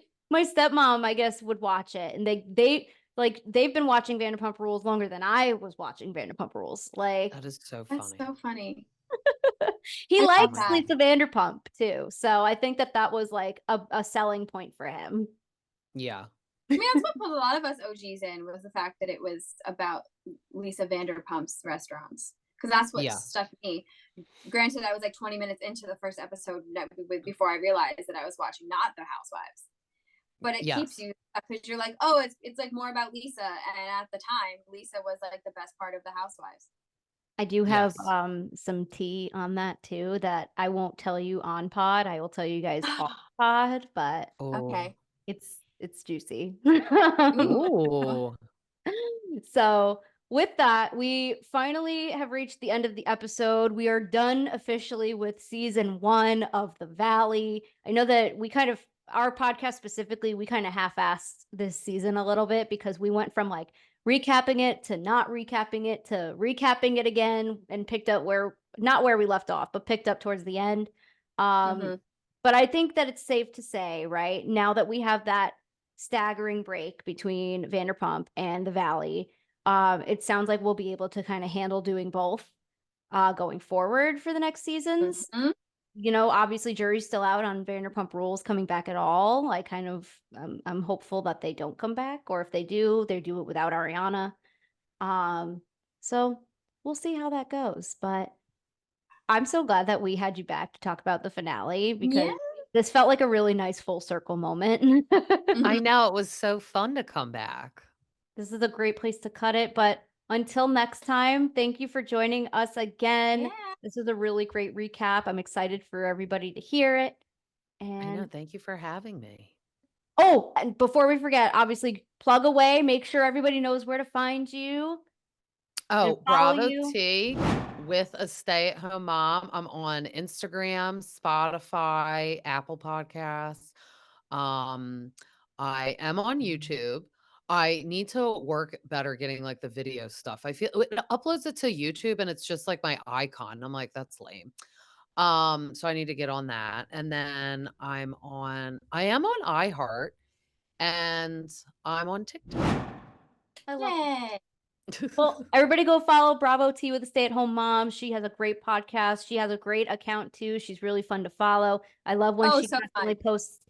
I love that she posts the Shore Jan meme, but she made it into Sure Jax whenever he says Yeah. something stupid. Yeah.